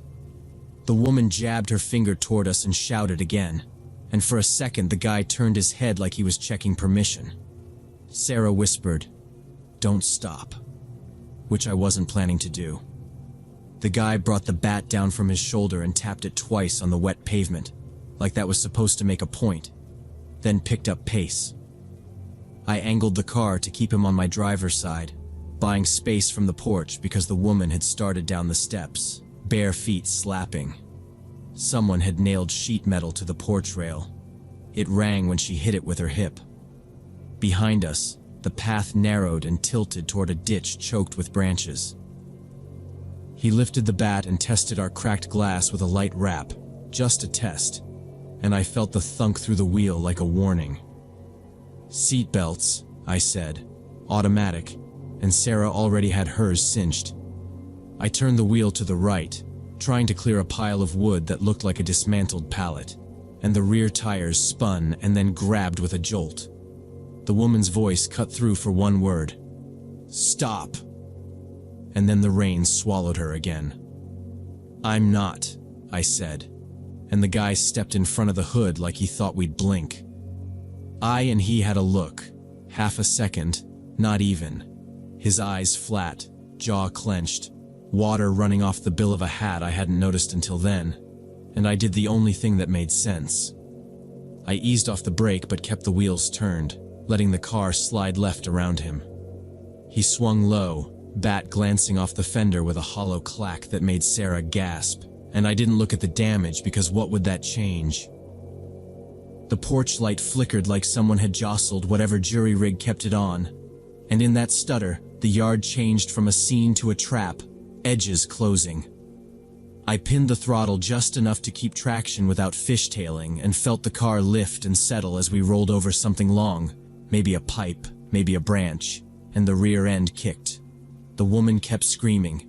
The guy pivoted like he might take another swing, and I didn't give either of them the chance. I threw the car in reverse and got us out of there as fast as possible, bouncing over debris and branches. In the mirror, a beat-up Ford pickup lurched out from behind the house and fell in behind us like it had been staged. High beams welded to our cracked glass so the cabin turned into a light box, and I was steering by the pale edge of the road and the feel of ruts under the tires. "They're following," Sarah said, trying 911 again though we'd had no service for an hour.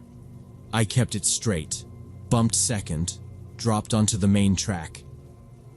The Ford closed until the bumper filled the mirror and stayed there, pressing, like they were testing how scared we were.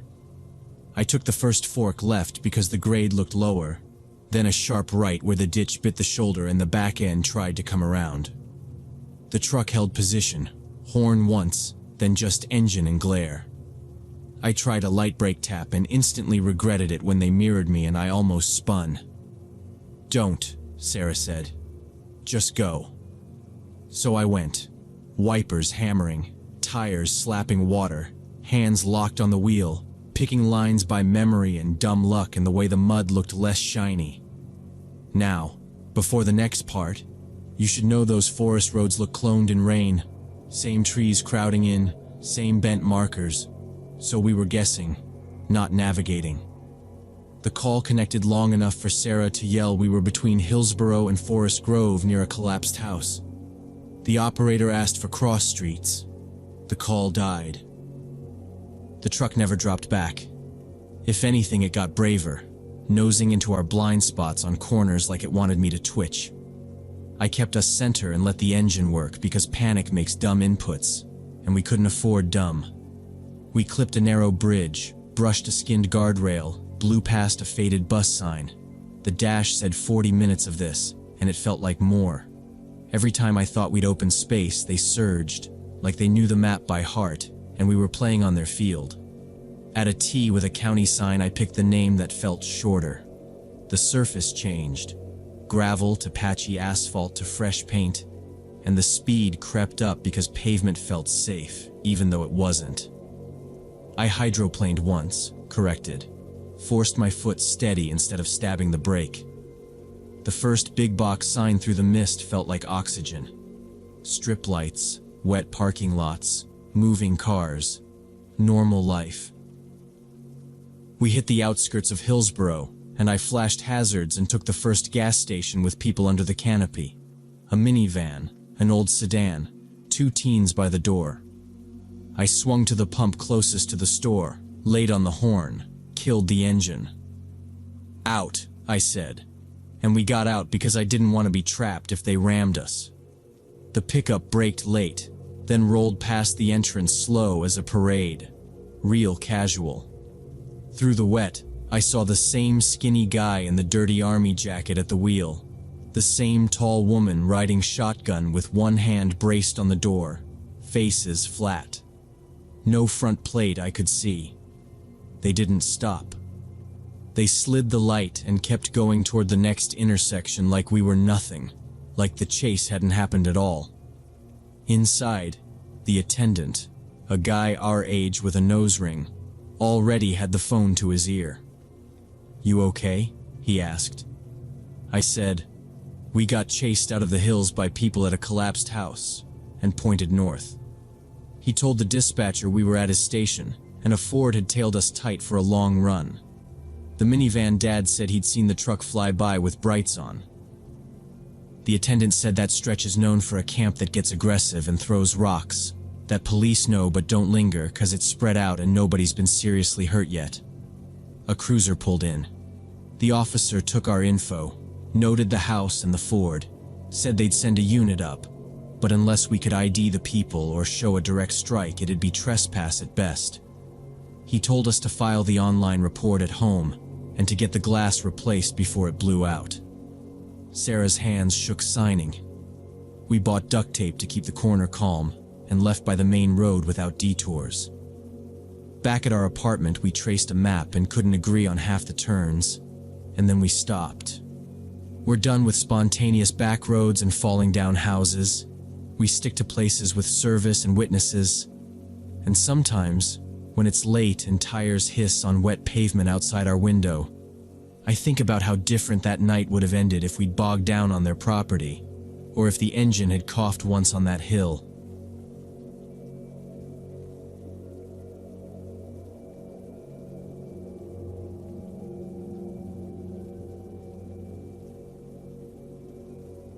About 3 years ago, I was living alone in a 2-story house in a quiet Denver suburb with my 3-year-old lab mix named Max. I worked from home doing freelance graphic design, and my hours were never the same 2 days in a row, which sounds nice until you realize it also means dinner at weird times and emails at midnight. That rainy April evening around 11 p.m., Max did his usual slow trot to the back door, did the little head tilt, then whined in that way that says, "I can't wait." I clipped his leash out of habit, even though the yard was fenced, shoved on sneakers, and slid the bolt on the door behind us because I always do that. No particular reason, just the kind of routine you don't think about until you need it. We stepped onto the slick concrete, and the yard looked like it always looked at night. The flower beds along the left fence line, the lilac bushes huddled near the corner, the small storage shed straight back with the busted lock plate I kept meaning to replace, I know. Max usually took 10 seconds, found his spot, and made a beeline back, but he walked stiff-legged toward the lilacs and stopped.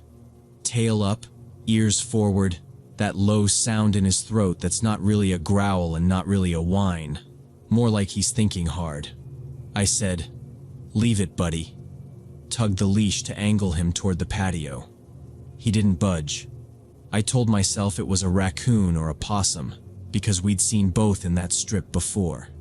Trash pandas love my neighbor's compost, and I wasn't trying to pick a fight through a fence.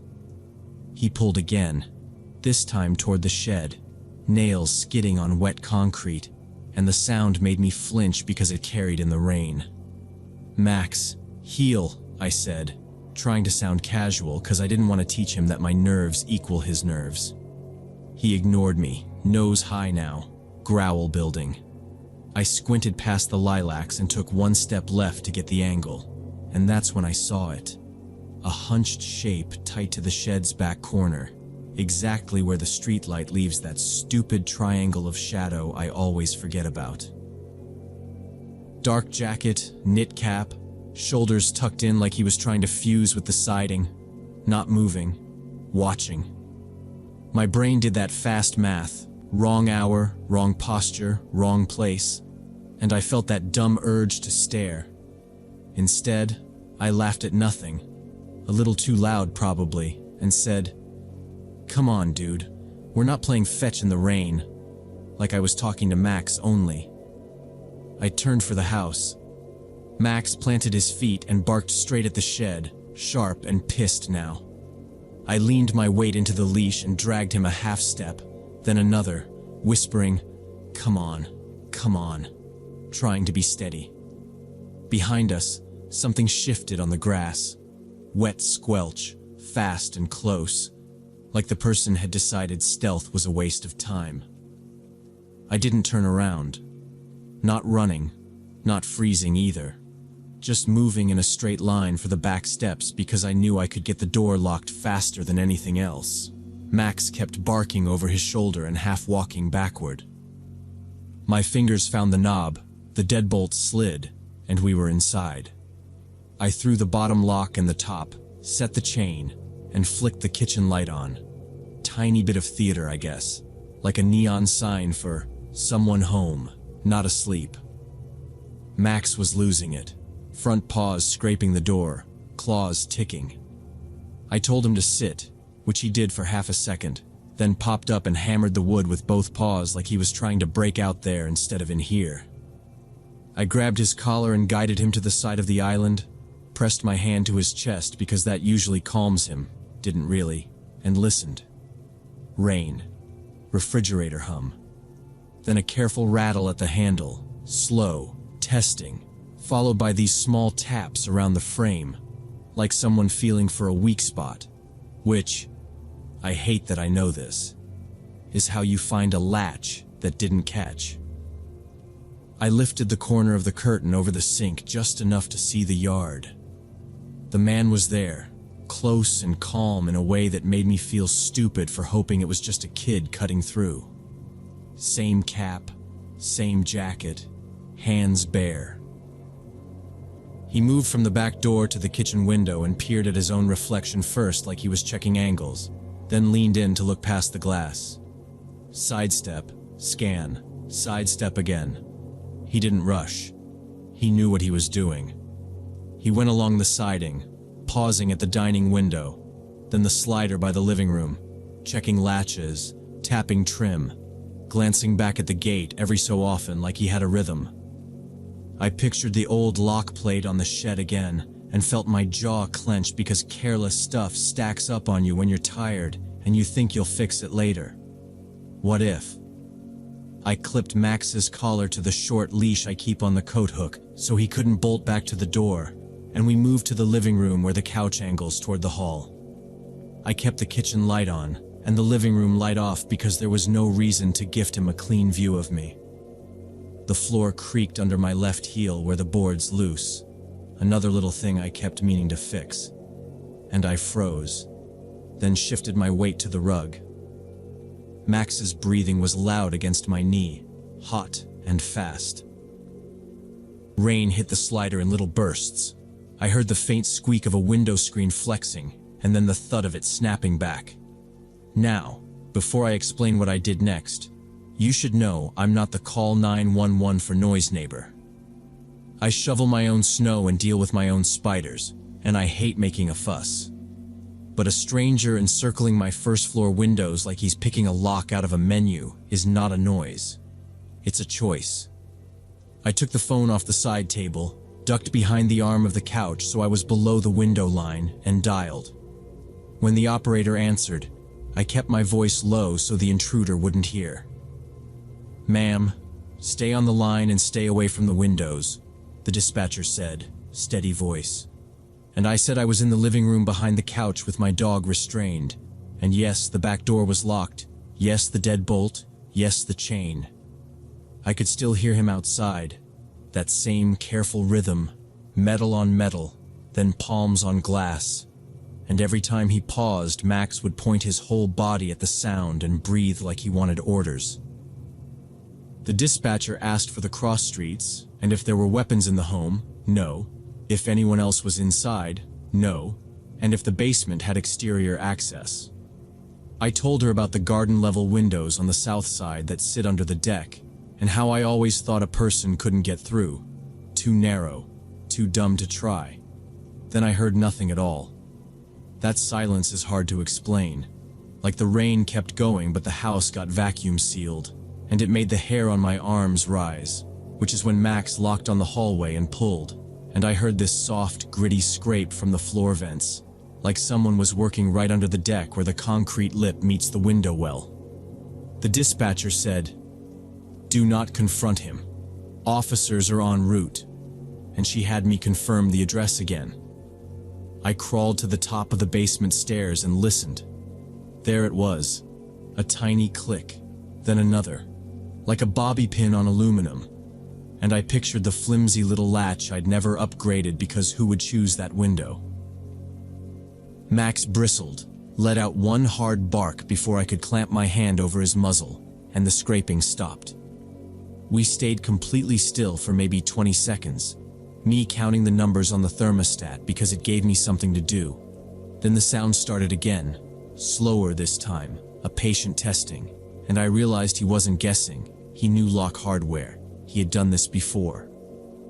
"Units are 3 blocks out," the dispatcher said, and as if on cue, I heard the faintest wail of sirens rolling through wet streets, growing, splitting at an intersection, that Doppler bend I will never not notice now. The scraping halted, quick shuffle above the well, a thump against the slats of the deck, then footsteps sliding in mud, and the hard rattle of my side gate yanked open, and bouncing once against the latch. I told the dispatcher he was moving toward the alley, and she said the officers were pulling up from the north and to stay put. Max snapped at the end of the short leash, frustration vibrating through him, and I kept him close because the last thing I needed was a dog through glass if the guy doubled back. The sirens were right on us now, then cut, and red-blue flashed against the ceiling in a weird pulse that made the room feel smaller, and someone pounded the front door. "Police!" So I yelled back my name and that my dog was with me and I was coming slow. I kept the leash short, unlocked the deadbolt, cracked the door, and let them see my empty hands. Officer Harris took the front. Officer Chen moved past him with a hand up to keep Max behind my leg, and they were all business. Who, where, how long, which windows. I pointed them to the kitchen, then the slider, then the basement stairs, and Chen peeled off to the yard while Harris walked the inside perimeter checking latches like he lived there. When Chen radioed, I heard mud prints under the dining and the well, partial tread, no tool left. And my stomach sank anyway. The intruder was gone by the time they canvassed. Harris checked the alley with a flashlight beam that cut through the rain. Chen hopped 2 fences with the neighbor's permission. No one in the shadows, nothing in the hedges. They shined their lights along the siding and under the deck and showed me the scratch marks on the basement window lock. Fresh gouges bright against the dull metal, and the smear where a glove or a palm had skidded.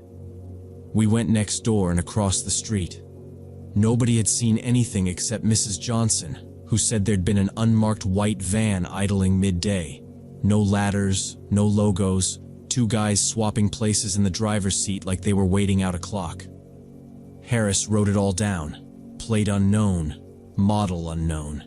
Maybe a Ford, maybe not. Chen measured the boot prints with a little folding ruler and said the tread looked like a common work boot. Men's, larger than mine at least, which didn't narrow much but meant I hadn't imagined anything. Back inside, they told me this happens in bursts, when someone decides a block is easy, that the person probably wasn't alone earlier, that the circling was deliberate to see if anyone answered, that sometimes they listen through vents to hear if a TV goes off or a faucet turns on, and I stood there with my wet dog and nodded while they walked me through next steps. Motion lights, window pins, real locks for the well covers, cameras, file a report, call if anything or anyone comes back. Even their order made sense in a way that turned my irritation at myself into a list. The report got my signature, the case number went on a card, and Harris said they'd loop in the day shift to look for the van. When they left, the door felt heavier. I put in the alarm and the extra locks that week, and I moved Max's bed closer to the back hall, and I fixed the shed plate, and I learned all the clicks my house makes after midnight. None of that stopped me from replaying the scraping on the lock and the quiet way he tried the glass. It wasn't the sirens or even the prints that stuck. It was knowing Max caught the change before I did, that he pulled me back inside when I thought I was just being jumpy. If he hadn't put his body between me and that shed exactly when he did, I would have been standing in the yard with my hands full of leash and keys, while a stranger decided what kind of door I was.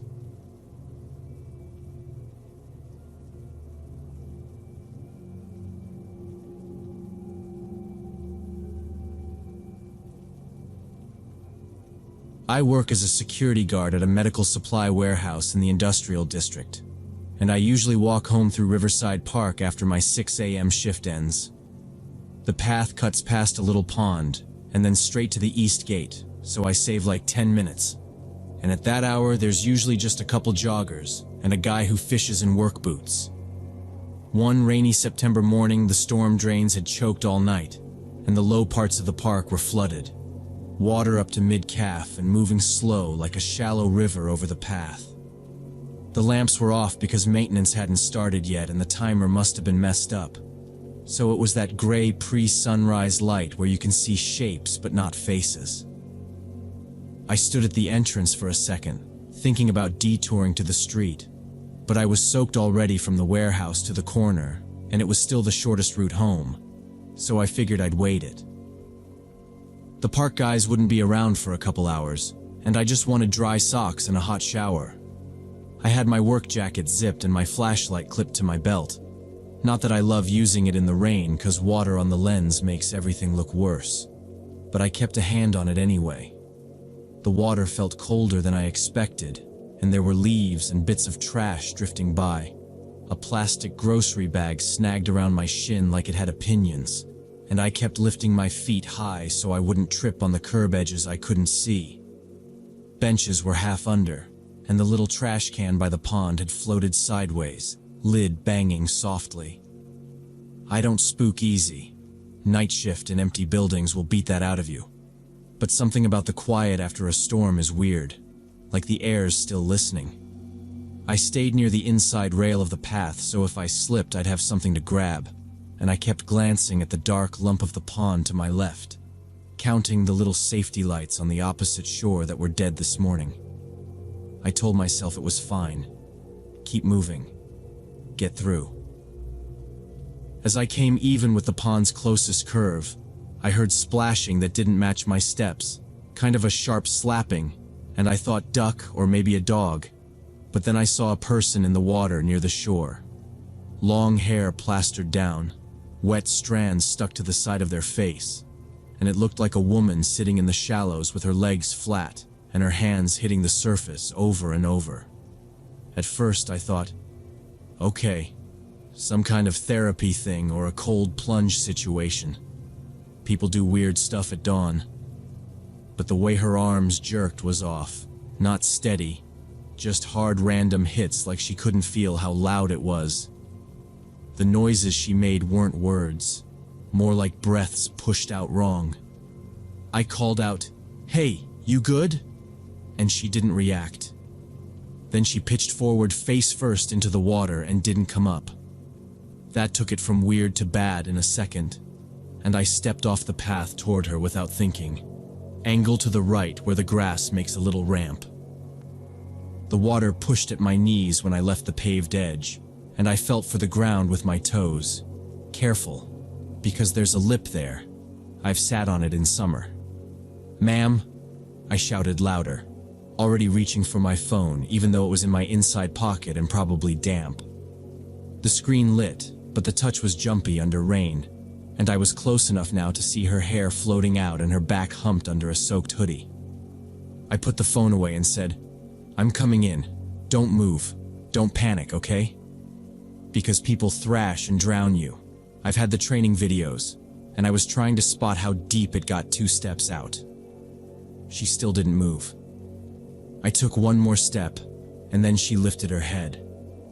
She stared straight at me and didn't get up. Just her face above the water, hair sliding back, and the lack of blinking hit me before anything else. It wasn't that I could see her eyes clearly. I couldn't. The light was trash. It was the way her whole head locked on like a camera. "Hey," I said, softer, because sometimes you go quiet and people mirror you. Nothing. Then she pushed her palms into the mud and rose onto hands and knees without standing, which looked wrong immediately, like her legs weren't invited. She started moving toward me that way, slow and deliberate, keeping her back low, and the sound of her hands planting and pulling free was sticky in the flood. I said, "Stay where you are. I'll call it in." Because that's what you say when someone acts off and you're trying to keep control. But I was already turning my shoulders, lining up the quickest line back to the paved path. She picked up speed, still crawling, water slapping behind her. And something about the way she kept her head up, like she was trying to keep eye contact while her body did something else, made my skin go cold in a very practical way. This was about distance and footing now. "Stop," I said, and lifted a hand like a traffic cop, backing onto the path because the curb was slick, and I wasn't going to be the idiot who falls in front of a person who might be seizing or might be high or might be luring. You don't know. She didn't stop. She kept coming, fingers digging into the mud, breath coming out of her like she'd swallowed a bag and it was stuck in her throat. I turned around fully, clipped the flashlight so it wouldn't bounce loose, and started a jog toward the east gate. Steady, not a sprint, 'cause you don't want to slip in floodwater. Behind me, I heard the splashing get messier and that raspy breathing closing the distance. I made it home and called the Park Services number listed on their website, put it on speaker, and set my phone on the kitchen counter so I could peel off my wet jacket. The dispatcher asked for my name, the cross streets, and what exactly I'd seen, so I told her I was a night shift guard. I cut through there every morning. There was a woman in the pond acting erratic. She went face first, then she crawled toward me. She had me repeat the timeline. How many minutes from first sight to me leaving, which path exit, then said, "Okay, stay available. We're sending a maintenance crew and notifying PD." I left the phone near the sink while I stood on a bath towel and changed socks. My hands were still shaking a bit, not panic, just too much adrenaline too fast without coffee. And I kept thinking about the way her head stayed up when everything else was low. About 40 minutes later, the dispatcher called back to say their crew was on site and officers were present. She patched me to one of the officers and he asked me to come outside if I felt up to it. He was already at my building because they like to take statements while details are fresh. We stood under the overhang by my door, him with a small notepad and a body-worn camera blinking. He asked me to walk him through it again. Distance from the waterline, whether I used my flashlight, if there was anyone else around. I said I kept the light clipped because rain makes it useless. And no, I didn't hear anyone else. He talked into his shoulder mic and then said, "Our guys didn't find anybody in the water. They did see tracks at the mud edge. Looks like someone on their knees." He showed me a photo on his phone. Parallel depressions, handprints spaced far apart, a long smear where the hoodie might have dragged. He said, "We've had similar calls when the weather's bad. Likely a homeless woman with mental health issues crashing near the water features. They gravitate there for privacy and 'cause the bathrooms are nearby. Sometimes they do repetitive stuff. You did the right thing backing off." I asked if they were going to check hospitals or shelters, not accusing, just wanting to know the process, and he nodded, said they'd canvass the usual spots, add early morning patrols for a while, let Park Services post a closure if the flooding got worse. He asked if she said any words. I told him no words, just breathy sounds, and he wrote that down. He asked if I smelled alcohol or chemicals, and I said I couldn't smell anything over wet leaves and street runoff. He gave me a card and said, "If you think of anything else, even small, call me. And try not to go through there until the water drops." When he left, I made coffee I didn't really want and scrolled the neighborhood group to see if anyone else had posted. Nothing. Just a complaint about trash cans. I texted my coworker who does the 10 p.m. to 6 a.m. with me sometimes. Told him I had a weird one and I was skipping the park for a bit. And he wrote back, "Yeah, dude. Heard sirens by Riverside like 20 ago." I kept the officer's card under a magnet on the fridge and went through my morning checklist out of habit. Charge flashlight. Set out dry socks. Write the incident time in my notes app in case anyone at the warehouse asked why I was late yesterday. I closed the bathroom window because it faces the street, and I didn't like thinking about water sounds. An hour later, the dispatcher sent a final message. No subject found. Patrols increased. Case number attached for my records. That was it. Nothing dramatic. Just a call log and a photo of mud tracks I didn't want to look at again. I ended up changing my route home, took the bus 2 stops down, and cut behind the grocery store. And for a few weeks, I didn't even glance toward the park entrance when I passed it. Months later, I still feel my shoulders tighten if it's early and the curb puddles are high, 'cause that's enough to pull the whole thing back into my head like a replay you didn't ask for. The picture that sticks isn't even her face, it's the way she moved. The head locked on me and the rest of her low like she was keeping herself under a line. Sometimes I go back and forth on it. Like, what if she was mid-crisis and needed someone to grab her? What if I should have called out louder or used the light straight in her eyes? But my gut said, get out. And years of night shifts taught me that's a good rule when your brain starts doing math about distance and footing. I never heard about a body found or an arrest or anything, so it's just a gap in the story that no one's gonna fill for me. And that's fine, I guess. Because the only part I had any control over was leaving when I did, and I'm glad I trusted that and kept moving.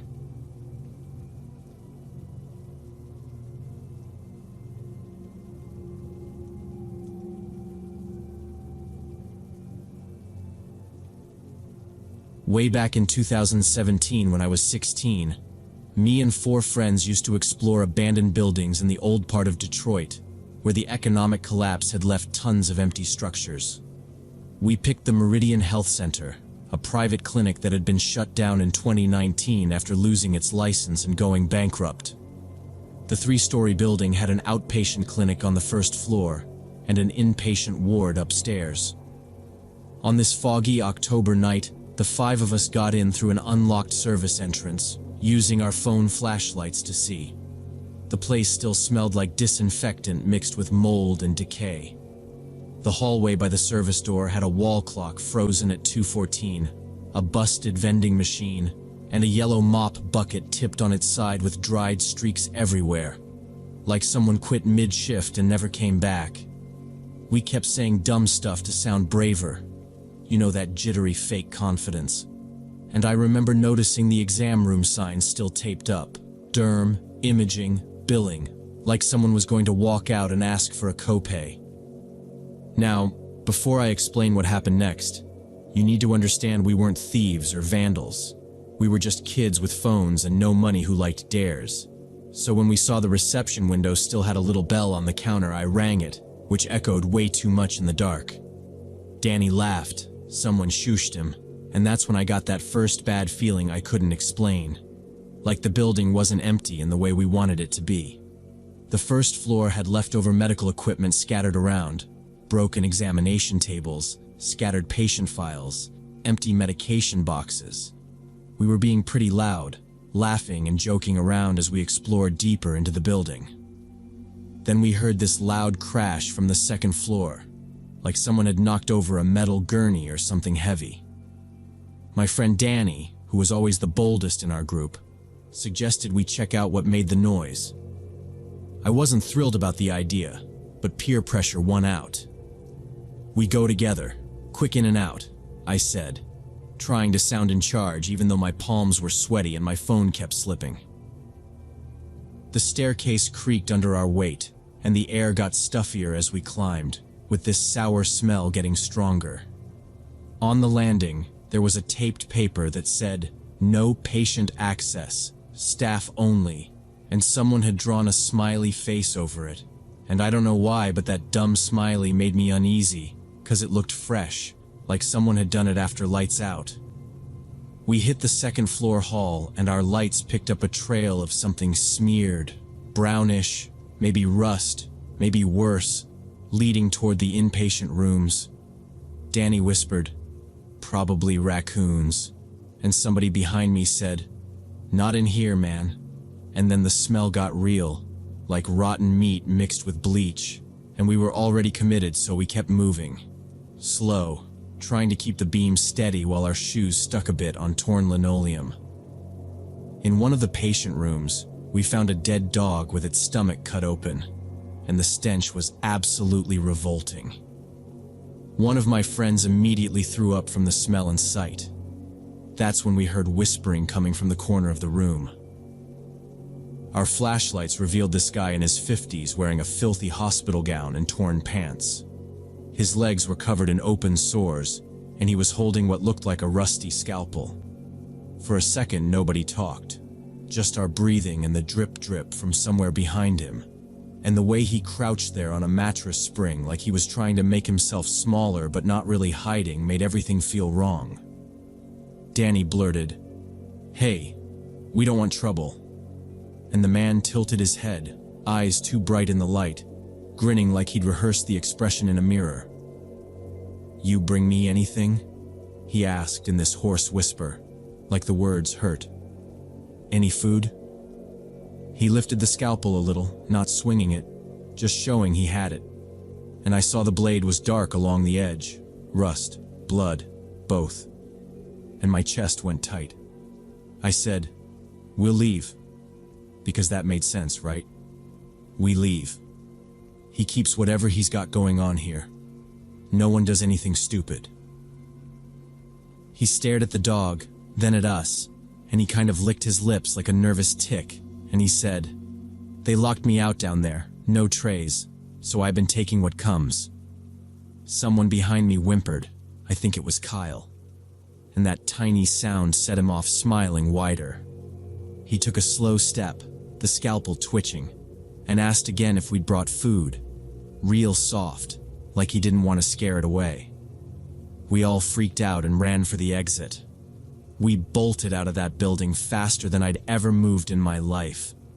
It took 3 of us pulling with all our strength to get the heavy service door closed behind us, and just before we managed to shut it, I could still see the silhouette of that guy watching us from the hallway.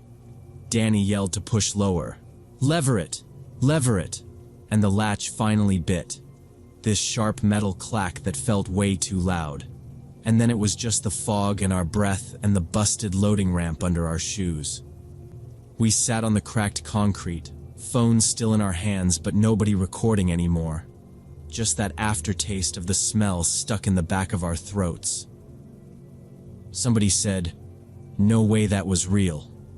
And somebody else said, "It was a costume," which made no sense even while they said it. I remember hearing my heartbeat over traffic from the main road and looking at the service door like it might open again. The image of him crouched on that spring, the scalpel in that chewed-up hand, was burned in so hard I kept blinking and still seeing it. We kept asking each other what we saw, like taking turns retelling it would make it less bad. "The dog was already dead," Kyle said, like that mattered to anything, and Danny snapped back, "He killed it," and then apologized, because none of us knew for sure. "We should go," I said, and nobody argued, which never happened with us. Someone always wanted one more look normally. We moved fast to the streetlight at the corner because it felt safer there. Dumb, I know. But that circle of light made it easier to breathe. And then we split without the usual jokes, just a quick, "Text me when you get home." I checked behind us every half block, waiting for the door to open or a shape to follow. Nothing did, but I didn't stop checking until my house door was locked. I showered and it didn't help.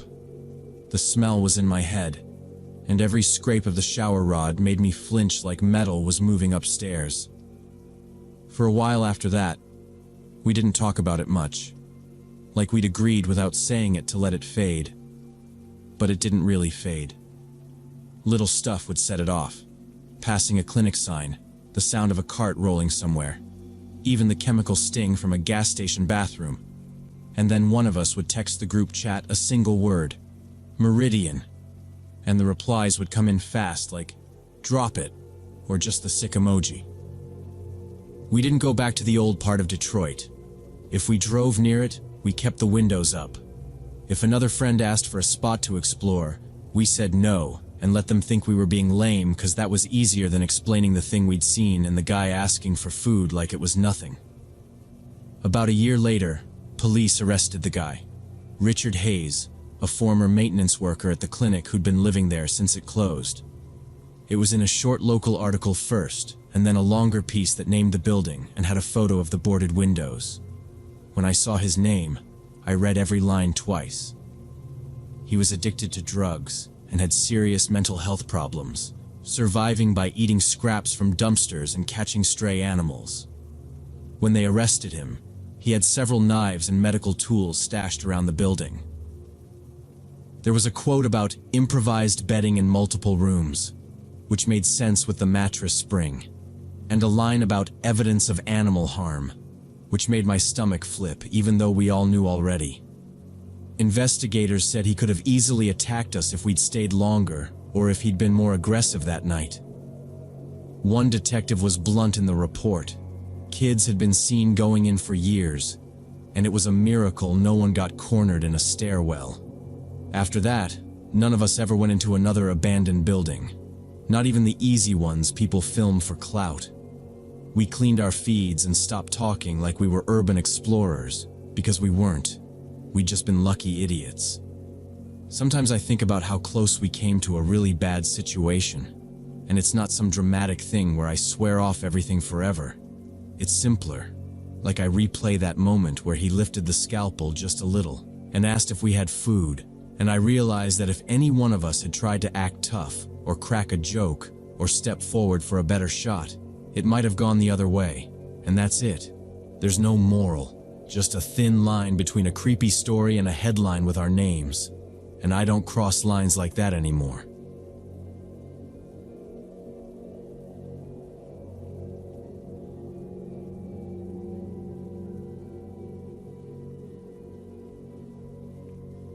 Before I joined the Park Service, I used to work as a wildlife research assistant while studying forestry at University of Montana. The summer of 2020, I was doing a deer population study in this remote section of Gallatin National Forest. My research area was several miles from the nearest hiking trail, accessible only by an old logging road. In 3 weeks of fieldwork, I'd never encountered another person in that wilderness. The study involved setting up trail cameras along this creek that was the main water source for wildlife in the area. It was completely isolated, which made it perfect for observing natural animal behavior. On the first run, I parked at an overgrown turnout, locked the truck, and hauled in a pack with cameras, straps, and a little tool roll. The creek ran tight between willows and deadfall, and I kept it simple. Camera every few hundred yards facing game trails, SD cards labeled, GPS cords in a notebook. I checked my back trail out of habit. Tracks tell you if you've got company. But it was just my boot prints and a lazy whitetail cutting across. I liked the quiet. Data first, that was the job. No hero stuff, no wandering off the line.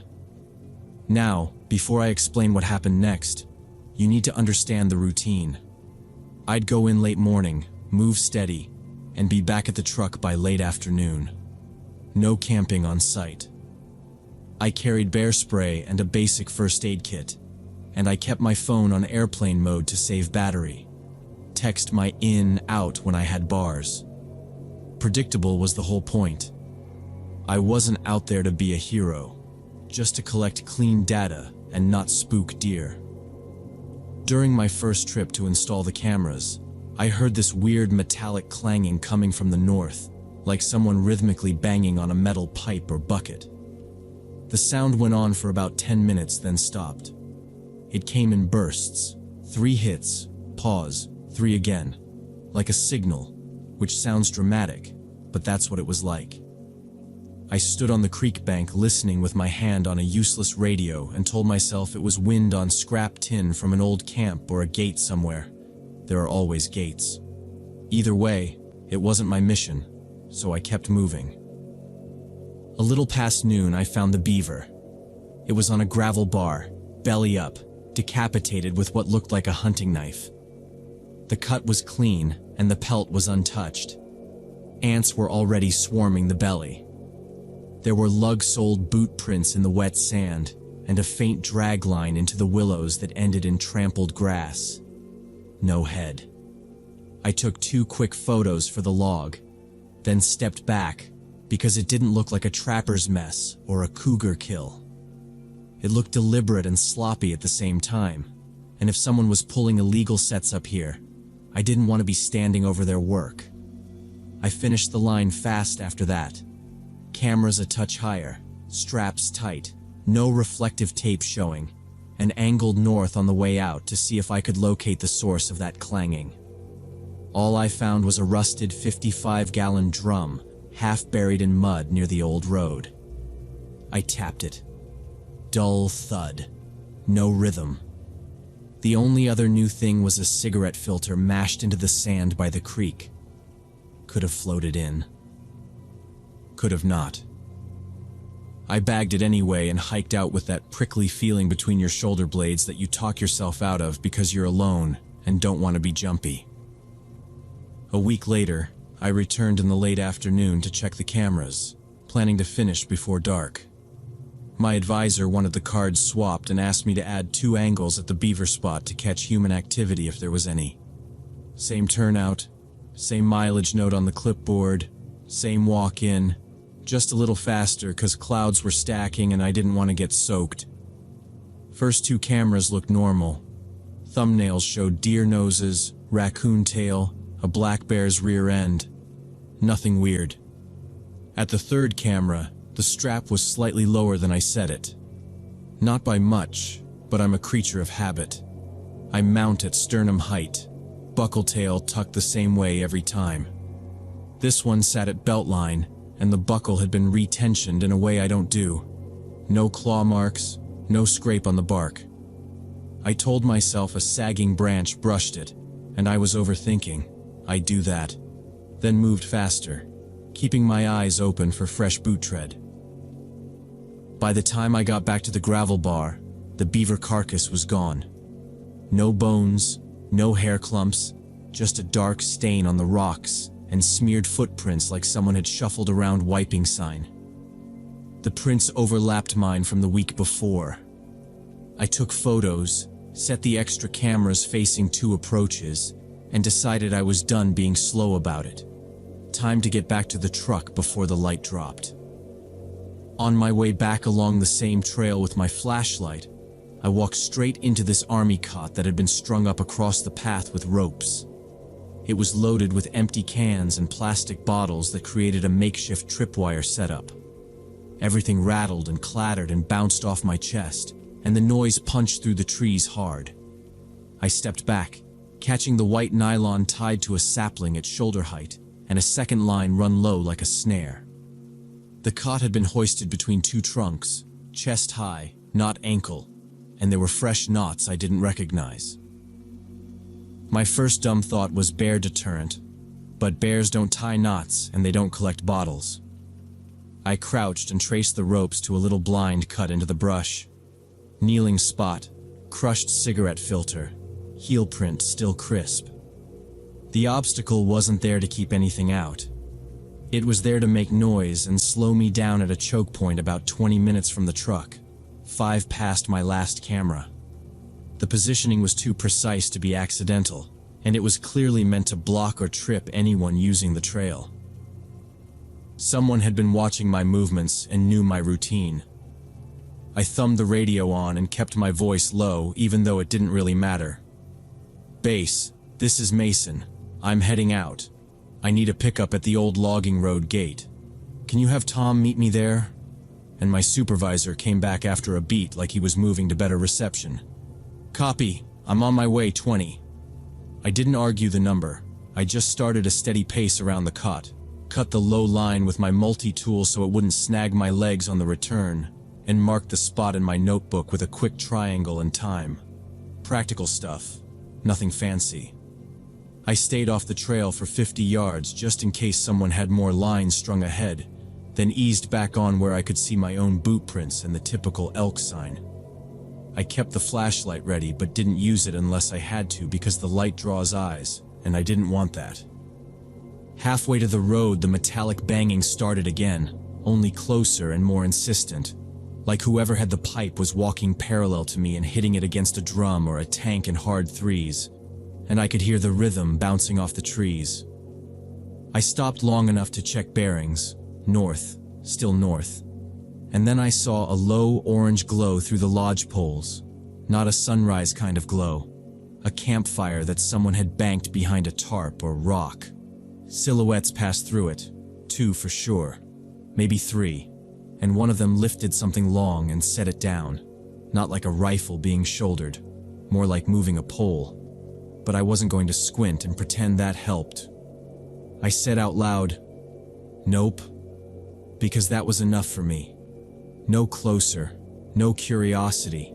I wasn't a cop. The banging picked up when I changed pace, like they wanted me to know they knew. I heard a voice once, couldn't make the words, just the tone, sharp, annoyed, and the fire glow dipped and came back up like someone tossed on more wood. I kept my route between deadfall and stayed in the darker gaps. When I crossed the little drainage where the mud holds prints, I took 3 quick photos with my phone facing upslope and down, no flash. Documentation, not heroics. I broke out at the road a few minutes ahead of Tom. He rolled up in his state green Tacoma with the magnet beacon in the glove box, not lit, because we weren't doing a parade. He leaned out. "You good?" And I said, "I tripped a noise rig on the way out," and he told me to get in, which I did, and we didn't talk much until we put a mile between us and the gate. Then I told him the beats. Caught across the trail, bottles, lines, lower buckle moved on camera 3, carcass gone, silhouettes at a fire, the pipe noise trying to herd me out, the cigarette filters, all of it. He just nodded and said, "We'll flag it," which is how he talks about calling the Rangers, and that was the plan. No detours, no dramatic U-turns to go take a look, just out. Tom called it in once we hit a spot with bars, then told me to write it up clean and send GPS pins. I did it that night with times and photos. I slept at home because there was nothing brave to do by staying in the woods after we'd already left. Later that week, forest rangers hiked in on the pins and found an illegal camp in that drainage. Same glow spot from my mark. Same barrel I had tapped the week before. Only now it was flipped and used as a table with a piece of plywood on top. They told Tom they recovered buckets with bile-stained lids, a cutting board with horizontal scoring, and 4 steel snares tucked off the game trail at shin height.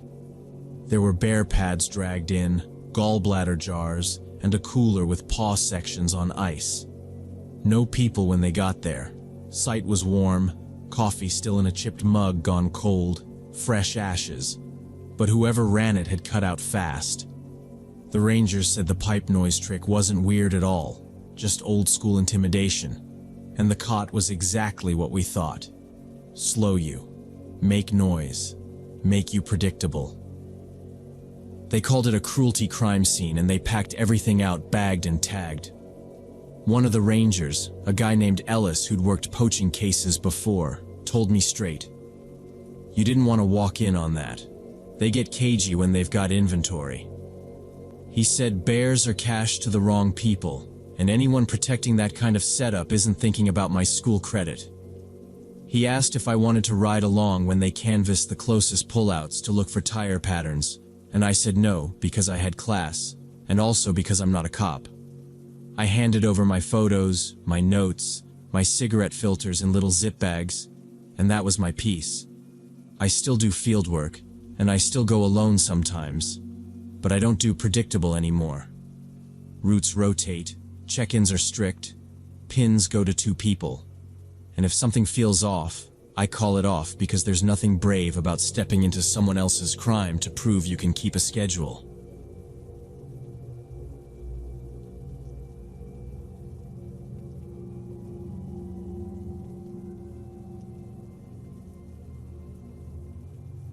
In 2020, I worked at the Comfort Inn Hotel near the highway, which mainly served passing travelers and truck drivers. My name's Brandon, and I was on the graveyard shift, 10 p.m. to 8 a.m., the kind of hours where the coffee tastes like batteries, and you memorize the sound of the front doors so well that any change makes you twitch. We weren't fancy. 3 stars on paper, vending machines that ate singles, lobby TV stuck on the weather, but it was clean and predictable. I had a co-worker at night, Jason, who liked rules more than small talk, and most folks who came in after midnight just wanted a hot shower and 4 hours with the blackout curtains. The worst we usually saw were couples arguing about a phone charger or a guy sleeping in the armchair because his wife locked the deadbolt, and yeah, sometimes we'd get someone buzzed and loud, but it never felt like danger, not really. That September though, first cool week after a brutal summer, I learned the line between routine and "we're not trained for this" is thinner than it looks on a schedule. Around 3 a.m., a guy in his 50s came in like he'd been pulled through an engine block. Greasy jeans, work boots chewed up at the toes, hands shaking like he'd downed a gallon of gas station coffee. He didn't say hi, just "need a room now," and slapped the bell even though I was already there. I did the usual ID form. "We've got a non-smoking queen. Do you want the second floor or first?" And he muttered something about his truck dying on the ramp, how he just needed a place to crash a few hours because he had deliveries in the morning. Fine, common story. Then we hit payment and he goes, "Real flat. I'll pay in the morning." Like that settled it. Our policy was carved in stone. Pay up front, no exceptions. 'Cause if you don't, people disappear before sunrise and those rooms don't clean themselves. I kept my voice calm, told him we could hold with a card, or he could try the ATM across the lot, or we could call roadside and get him a tow discount so he could sleep in the cab in their yard for free for a few hours. Options, something workable. He started getting hot, saying we were heartless, and it was $30 of electricity and sheets, which, not how hotels work. And he leaned over the counter hard enough that the pen cup skittered. Jason heard the tone and came out from the back. He does this thing where he plants his feet like a referee and said, "Sir, you gotta pay or you gotta go. Those are the choices." The guy's eyes went glassy and mean, that stubborn glaze like a person's already decided how the scene ends and you're just catching up. He scanned the lobby, a sad plant, a luggage cart, the corridor to the elevators, and then did something I still can't quite make sense of. Instead of arguing more or walking out, he lunged sideways, shoved the brochure rack so it scraped loud across the tile, and sprinted past the ice machine sign into the guest hall. Jason swore and went after him. I hit the house phone to page maintenance, habit, like they're gonna parachute in, and then followed, keeping enough distance to see corners. The guy hit the elevator call button, popped a look back at us, changed his mind, pushed through the stairwell door, and pounded down. I heard the echo bounce weird, basement level, not ground. And my stomach did that drop because the basement at our place is a maze, not in a cute way either. It's linen shelves and rolling bins and the old soda machine we never fixed. Narrow lanes you have to turn sideways in. Emergency lights that hum and flicker like they're daring you to trip. He'd picked the worst possible terrain for anyone who doesn't know it, and he still beat us to the bottom. We hit the landing and paused long enough to hear where he'd gone. Somewhere left, something knocked over. Jason looked at me like, "We finished this," and said we should flush him out fast. 2 directions, corner him at the laundry press. And yeah, I get it. We had sleeping guests. The last thing we needed was a stranger hiding in shelves with who knows what in his pockets. And if he set off a sprinkler down there, we'd drown a week's profit in one night. But I could feel my hands shaking against the stair rail, and not from fear exactly. More from math. Tight spaces, bad light. A guy who'd just run at full speed into a place only we knew. And the fact that we don't carry anything but radios and a first aid kit. I said, "Stop. We're calling it in." And reached for my cell because the desk phone wouldn't reach the basement, and I wasn't going to leave Jason alone to run upstairs. He rolled his eyes. He hates involving cops unless we've got a plate number. But I told him, look at the variables. Look at his behavior. He might be spun. He might be lost. He might just be desperate. But either way, we're not going to play tag among metal shelves with a stranger at 3 in the morning. From deeper in the maze, something thudded. A skid, then silence that felt staged, and that sealed it for me. I kept my voice low. I'm not being a hero for minimum wage, and I dialed 911. It was better to leave the detention to professionals who had training and equipment. The cruisers rolled up in about 15 minutes, 2 under the front awning and 1 by the side door near the laundry ramp, and the sergeant split them fast, 2 to the stairwell, 2 with us at the bottom, while I stayed on with dispatch because it kept my hands busy. They kept their lights off. Those small chest flashlights did short sweeps so they didn't backlight themselves, and the sergeant wanted a quick map. I pointed out the press, the boiler cage, the linen aisles that narrowed near the old conference furniture, and the loading exit that stuck in damp weather. Jason stood right of me, quiet for once, and I kept talking the layout so nobody ended up cornered by a shelf. They moved shelf to shelf, calling, "Police, announce yourself."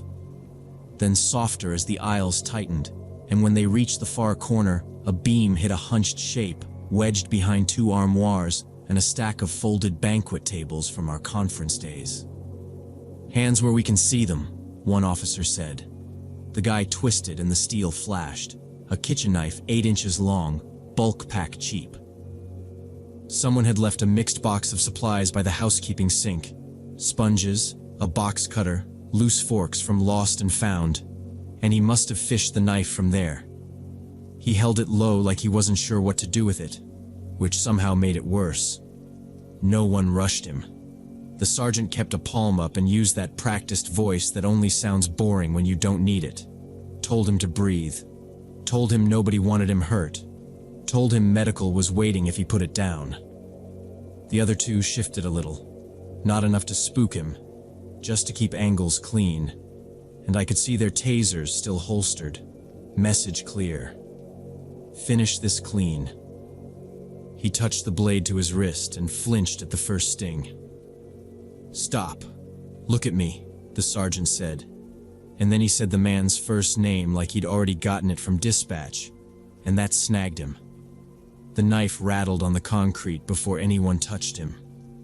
They moved in smooth, one foot on the blade, one hand on his wrist, cuffs without drama.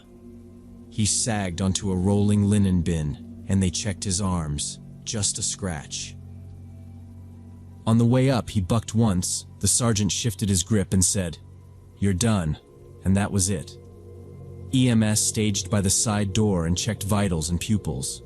He was sweating through his shirt and muttering about being late and losing work. Classic stimulant talk, and they cleared him for transport. Then came the quick grind. Body cam tags, our initial statements, a count of what was in that supply box, and a call to the GM because armed subject gets him in the car. At sunrise, a detective showed for follow-ups. Why he ran, whether he mentioned guests, whether we'd seen him outside earlier. They pulled lobby and hallway footage to confirm his path and bagged the knife. He got booked on trespass, possession of a weapon, and resisting, then held for evaluation. The talk screen came back hot for methamphetamine, and records showed priors for assault and robbery. A judge ordered 2 weeks in a psychiatric clinic for treatment and observation. After that, he landed on probation with conditions and check-ins. Jason and I gave longer statements, and the prosecutor's aide said our timeline helped show intent and pattern, not a one-off mess. Our GM looped us into the file because our testimony supported that pattern, and we answered the boring but necessary stuff. Who left the supply box? When was the last basement check?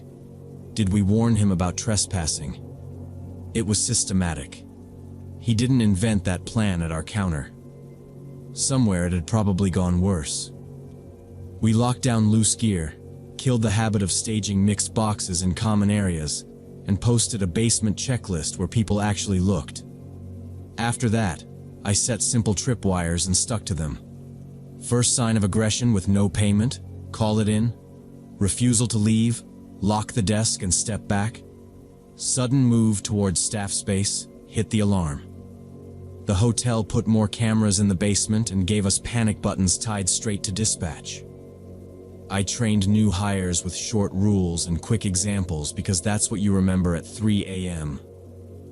Jason told me over a half-cold coffee, "You were right, man." And he meant it. Being 2 unarmed guys in a dark maze with a desperate stranger could have gone bad in one cut. 6 months later, I moved to day shift, front desk lead, more emails, fewer drunks. And on my last overnight, I walked the basement once, not a victory lap, just habit. Checked the lights, the exits, the new camera above the press. I still think about what didn't happen, because that's how I work now. We had a man high and scared with a knife, a cluttered maze, and 2 employees who could have chased because it felt like our job. And if we'd gone on instinct, it could have ended bloody or worse, a guest drifting in at the wrong minute. So I keep the rule that saved us.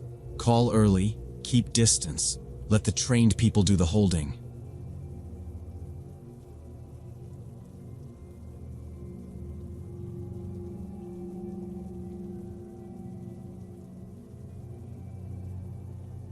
It happened last spring when I was grocery shopping with my 2-year-old son Tyler at our usual supermarket. We went in like we always do. Tyler strapped into the cart seat with his little snack cup.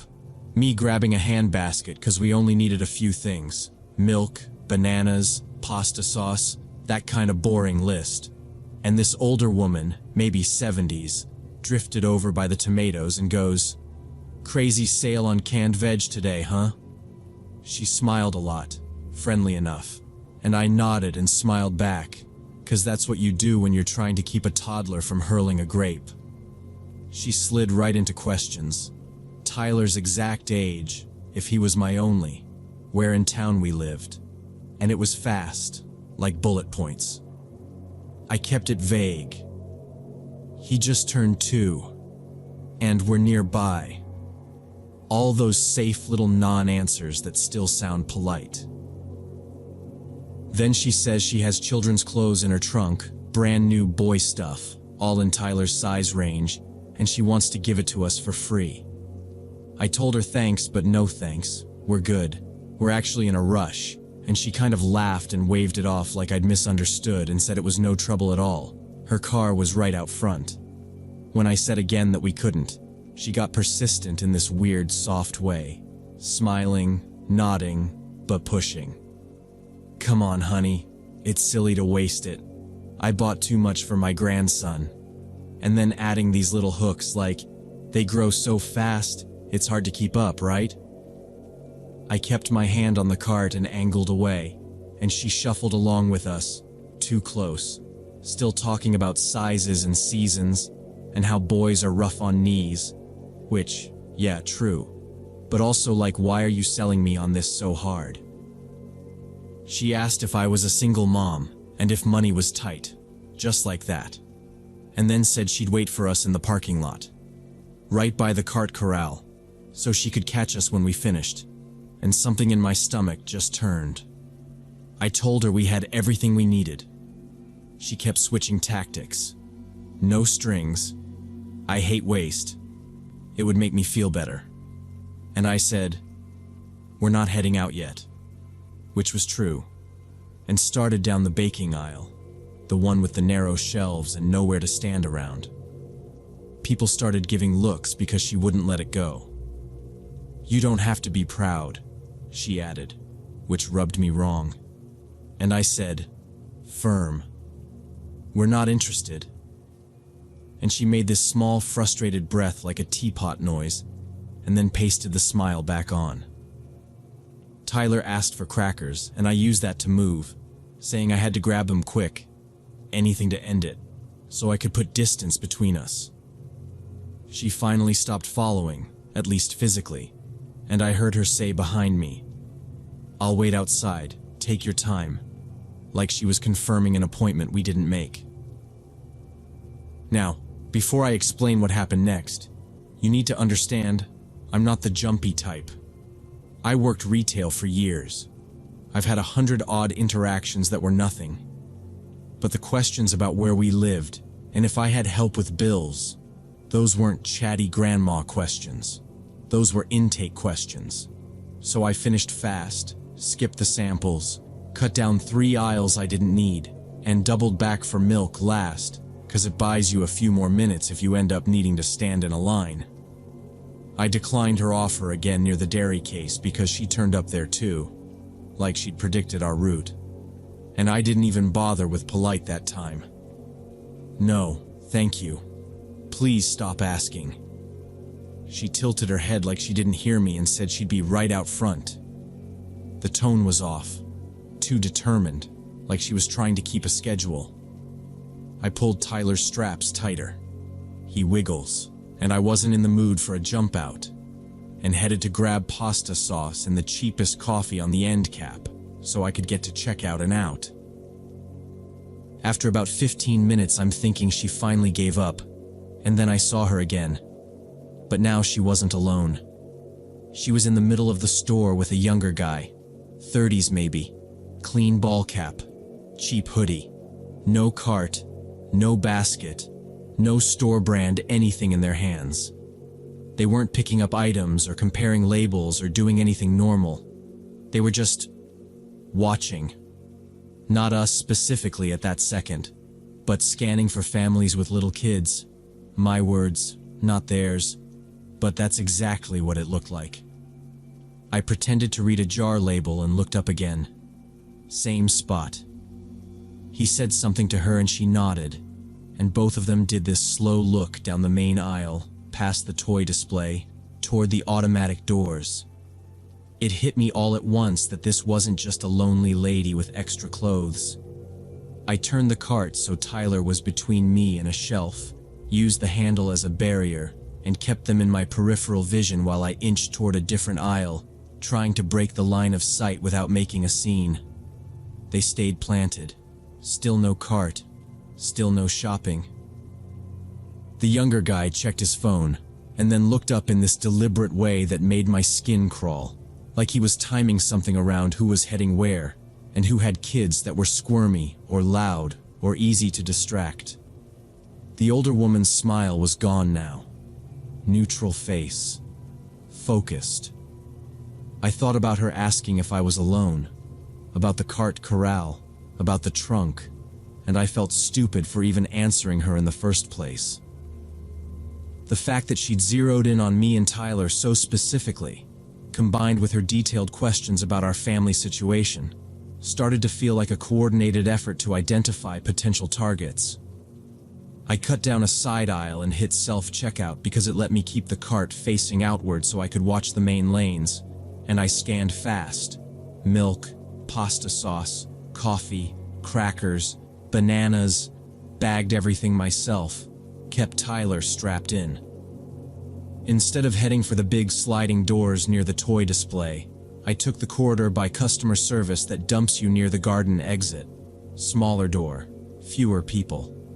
And I could feel my heartbeat in my throat, but I kept moving, not running, just steady. Outside, the air was bright and flat, and I paused just long enough to glance left toward the cart corral she had mentioned. I didn't see her there. I didn't see the guy either. I went right. I kept my keys laced between my fingers, even though that's more internet tip than real plan, and I pushed the cart straight to my car without stopping, unlocked with the fob, yanked the rear door open, and clicked Tyler into his seat. He tried to hand me a cracker and I said, "Hang on, buddy." And I scanned the rows. Pickup truck, silver sedan, minivan with a dented bumper, looking for that floral blouse, that ball cap. Nothing obvious, but it's a parking lot. There's always movement, and a white SUV idled 2 rows over with someone in the driver's seat on their phone. I shut Tyler's door, hit lock until I heard the thunk, and swung the trunk up. I lifted the bags in, top to bottom, heavy stuff first, because I wanted to be able to slam the trunk if I had to without crushing eggs. My eyes were doing laps. The garden exit behind me whooshed open and a couple with a flatbed cart rolled out and kept going. I didn't see the older woman. I didn't see the man. I did see a gray compact roll slowly along the aisle perpendicular to mine. Pause. Then keep going, which is normal. But the pause made me tuck myself between the open trunk and the car body, so I wasn't just standing out in the open like a target. I finished loading, dropped the cart handle to the ground so it wouldn't wander, slid into the driver's seat, locked the doors again, habit, but also not, and started the engine. I pulled out of the space without backing straight down the main lane, angled through the emptier end of the row so I wouldn't pass the front doors. I took the far exit, not the one by the cart corral. While I drove, I checked the mirror to see if anyone pulled out when I did. A dark sedan slipped in behind me but turned toward the gas station, and I exhaled without meaning to. As I reached the light, I thought about those posts you see. How people use friendly chat to get you to follow them somewhere, just for a second.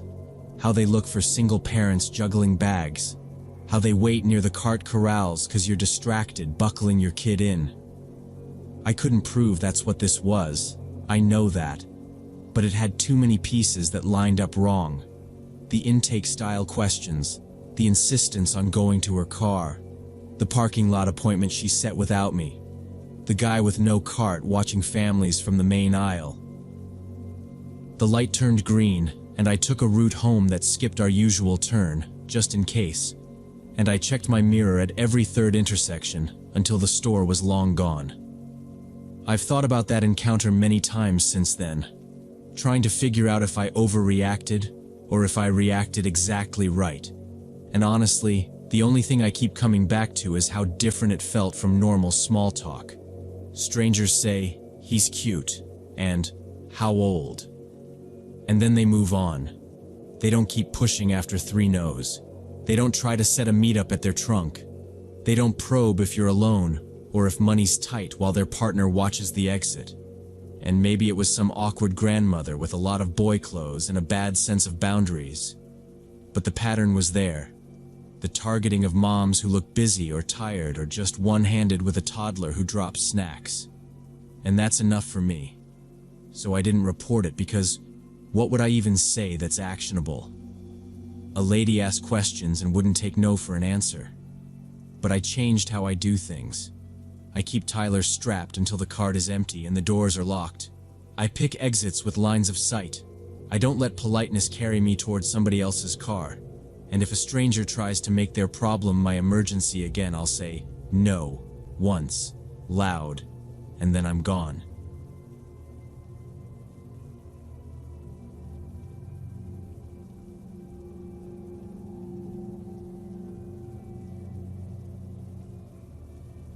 I work at a downtown bar called Cobra, and after a crazy week of drunk customers and late nights, I decided to spend my day off relaxing at home. I'm 35, my name's Rachel, and the plan was dumb simple. Sleep in, make coffee, maybe fold laundry if I felt ambitious. Around noon, I ran to the corner store for milk and bread, locked my apartment behind me, deadbolt and knob, and was back just under an hour later. My kitchen window was wide open. The latch hung crooked like someone had wedged a tool under it from outside, and the sill had fresh scuffs. I went room to room saying hello like an idiot, checking under the bed, inside the hall closet, even behind the shower curtain. Nothing was missing. No drawers riffled, no tracks on the rug, no smell except dust and old dish soap. Still, the sight of that mangled latch felt like someone had tapped my shoulder and ducked out of sight. I called the building manager and left a message, took 2 photos of the latch for my records, and I shut the window and wedged a sawed broom handle in the track. I didn't call the cops because it felt like I'd be reporting a hunch, and I figured if someone was testing the place, the visible stick might make them pick an easier target.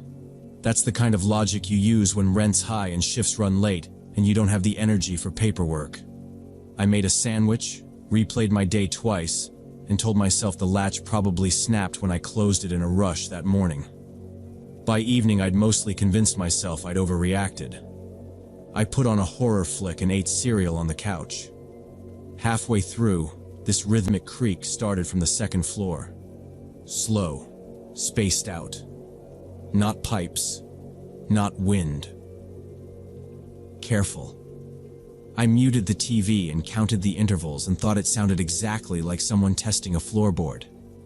I told myself old buildings talk like that, grabbed the mop like that would help, and went upstairs. Every room looked fine. Office, spare room. And then I noticed the bathroom window standing an inch open. I shut it, locked it, and slid a little screwdriver in the track. I went back down. The movie felt stupid again until the house made the exact same 3 creaks, and then went quiet, like it was listening to me breathe. At 3 in the morning, the hallway outside my bedroom started whispering. Not voices, footfalls. Heel to toe, light, deliberate. The knob on my bedroom door twitched once, twice, then a slow pressure like someone testing the lock. I said, "Who's there?" Quiet, because I didn't want them to know I was fully awake, and the knob stopped. My phone was already in my hand. I hit 911 and whispered that someone was inside, that a window had been pried earlier, that my door was locked and I could hear the steps. The dispatcher said, "Stay on the line. Officers are en route. Can you barricade?" I slid my dresser against the door with my shoulder and kept the call open. 2 more careful steps, then nothing. Then the soft pop of the front chain, then fast feet and the door banging wide. 2 minutes later, maybe less. Blue light washed the curtains, and I met 2 officers in the living room after they cleared it. They didn't find anyone inside. Front deadbolt thrown from the inside, chain hanging. But the pry marks on the kitchen window were as obvious as I'd thought. "You did right calling," one said. The other asked if I had an attic. "I never go up there. It's a low crawl space over the hall with a painted shut panel." He rapped the panel, and it knocked hollow. The paint line had been scored recently. They got a ladder from the patrol car and popped the access, while I stood back with my hands wrapped around a mug I didn't remember making. The officer's flashlight found dust, insulation, then, "Got something," he said. He reached in and tugged down a black box about the size of a paperback with an antenna taped to it. A zip-tie bundle of cables, LEDs blinking steady like it had a pulse. It wasn't mine. I don't own anything with zip ties and electrical tape besides the bar fob on my keys. Crime scene rolled a van. A tech, Johnson, polite, matter of fact, gloved up, photographed the box on my kitchen table and cracked it open with a tiny screwdriver. He showed me the guts without touching anything critical, just enough for the class. "Signal repeater with a directional antenna," he said, tapping near a radio board. "Looks like a Wi-Fi booster married to a single-board computer. They run packet captures, tunnel it out, sometimes piggyback ransomware, carding, spoofed logins, that kind of thing. Install it where nobody looks and let the bill and the blame land here." "Who is they?" I asked, because I needed a face to hate. Johnson shrugged. "Could be anyone who wants cover. Guys running stolen creds out of coffee shops, crews farming logins, even a neighbor's boyfriend who thinks he's smart. They'll pick apartments with predictable hours." He glanced at my jacket on the chair. "You bartend?" I nodded. The cobra pin on the collar kind of answered for me. "Right. Nights away, daytime sleep. Good schedule for maintenance visits." He turned the box and pointed to dust caked on a vent.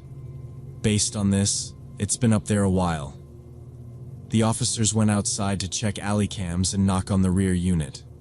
Johnson asked if I'd changed my Wi-Fi name lately. I said no. I used whatever the ISP set up because I never bothered. He nodded like that tracked and told me to call my provider first thing to swap the modem, get a fresh Mac, kill the old credentials, and then freeze anything financial. "You'll get a detective," he added. "We'll image this, see if it matches other installs."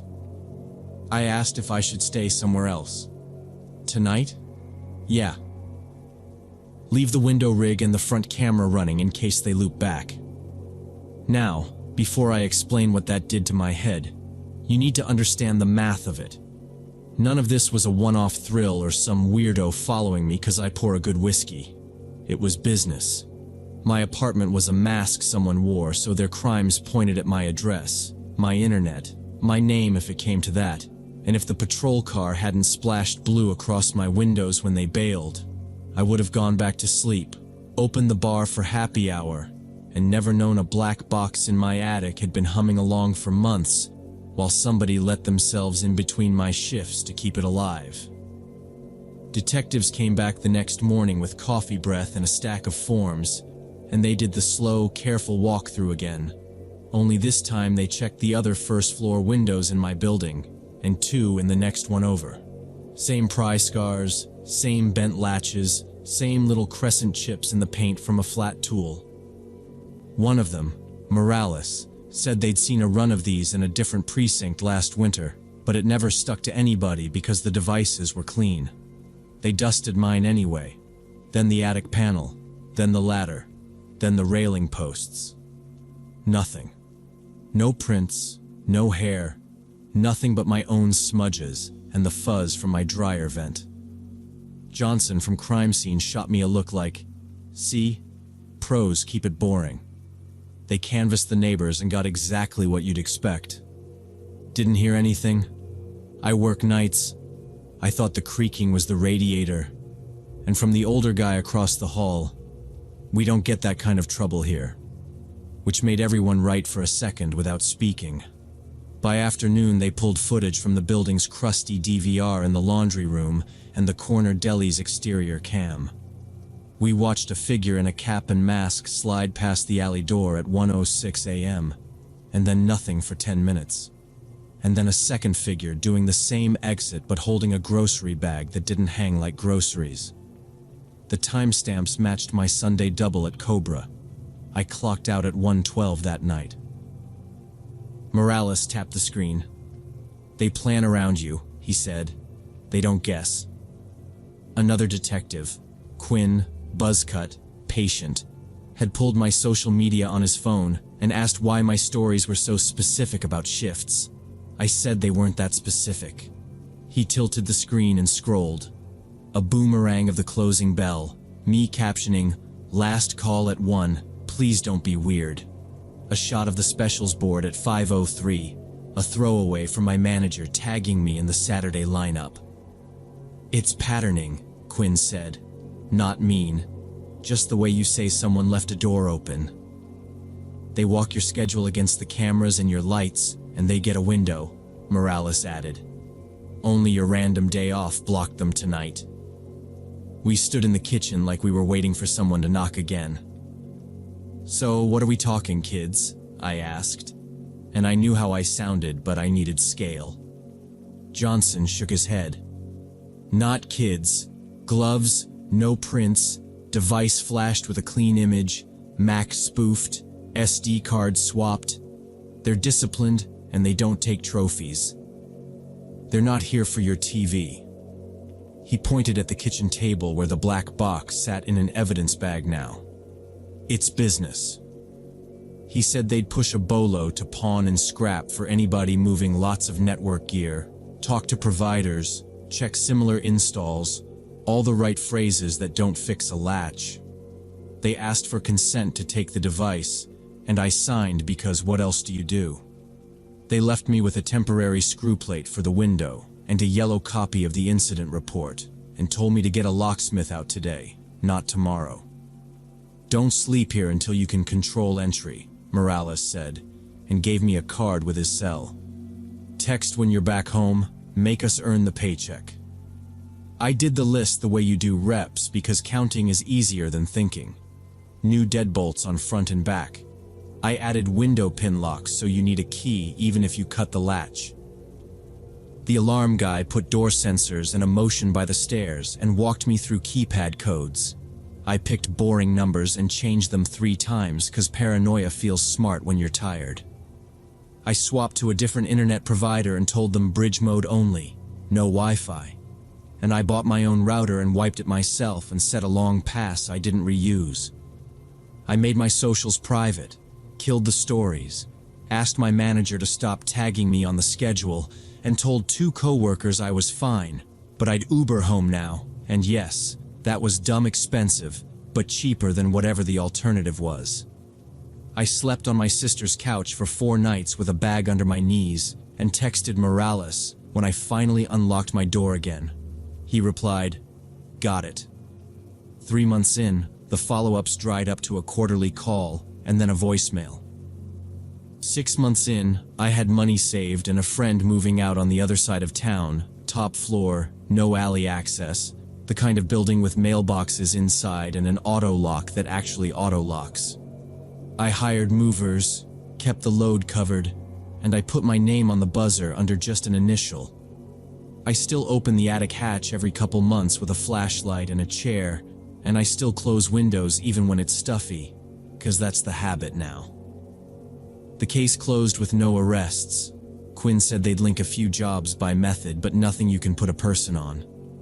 And I think about the device bagged on my table and the creaks on the stairs and the way the knob turned twice like a test. And I wonder which apartment took my place, and if someone else is asleep under a quiet hum they pay for. Because modern burglars don't always take your stuff. Sometimes they turn your address into theirs and let your life carry it.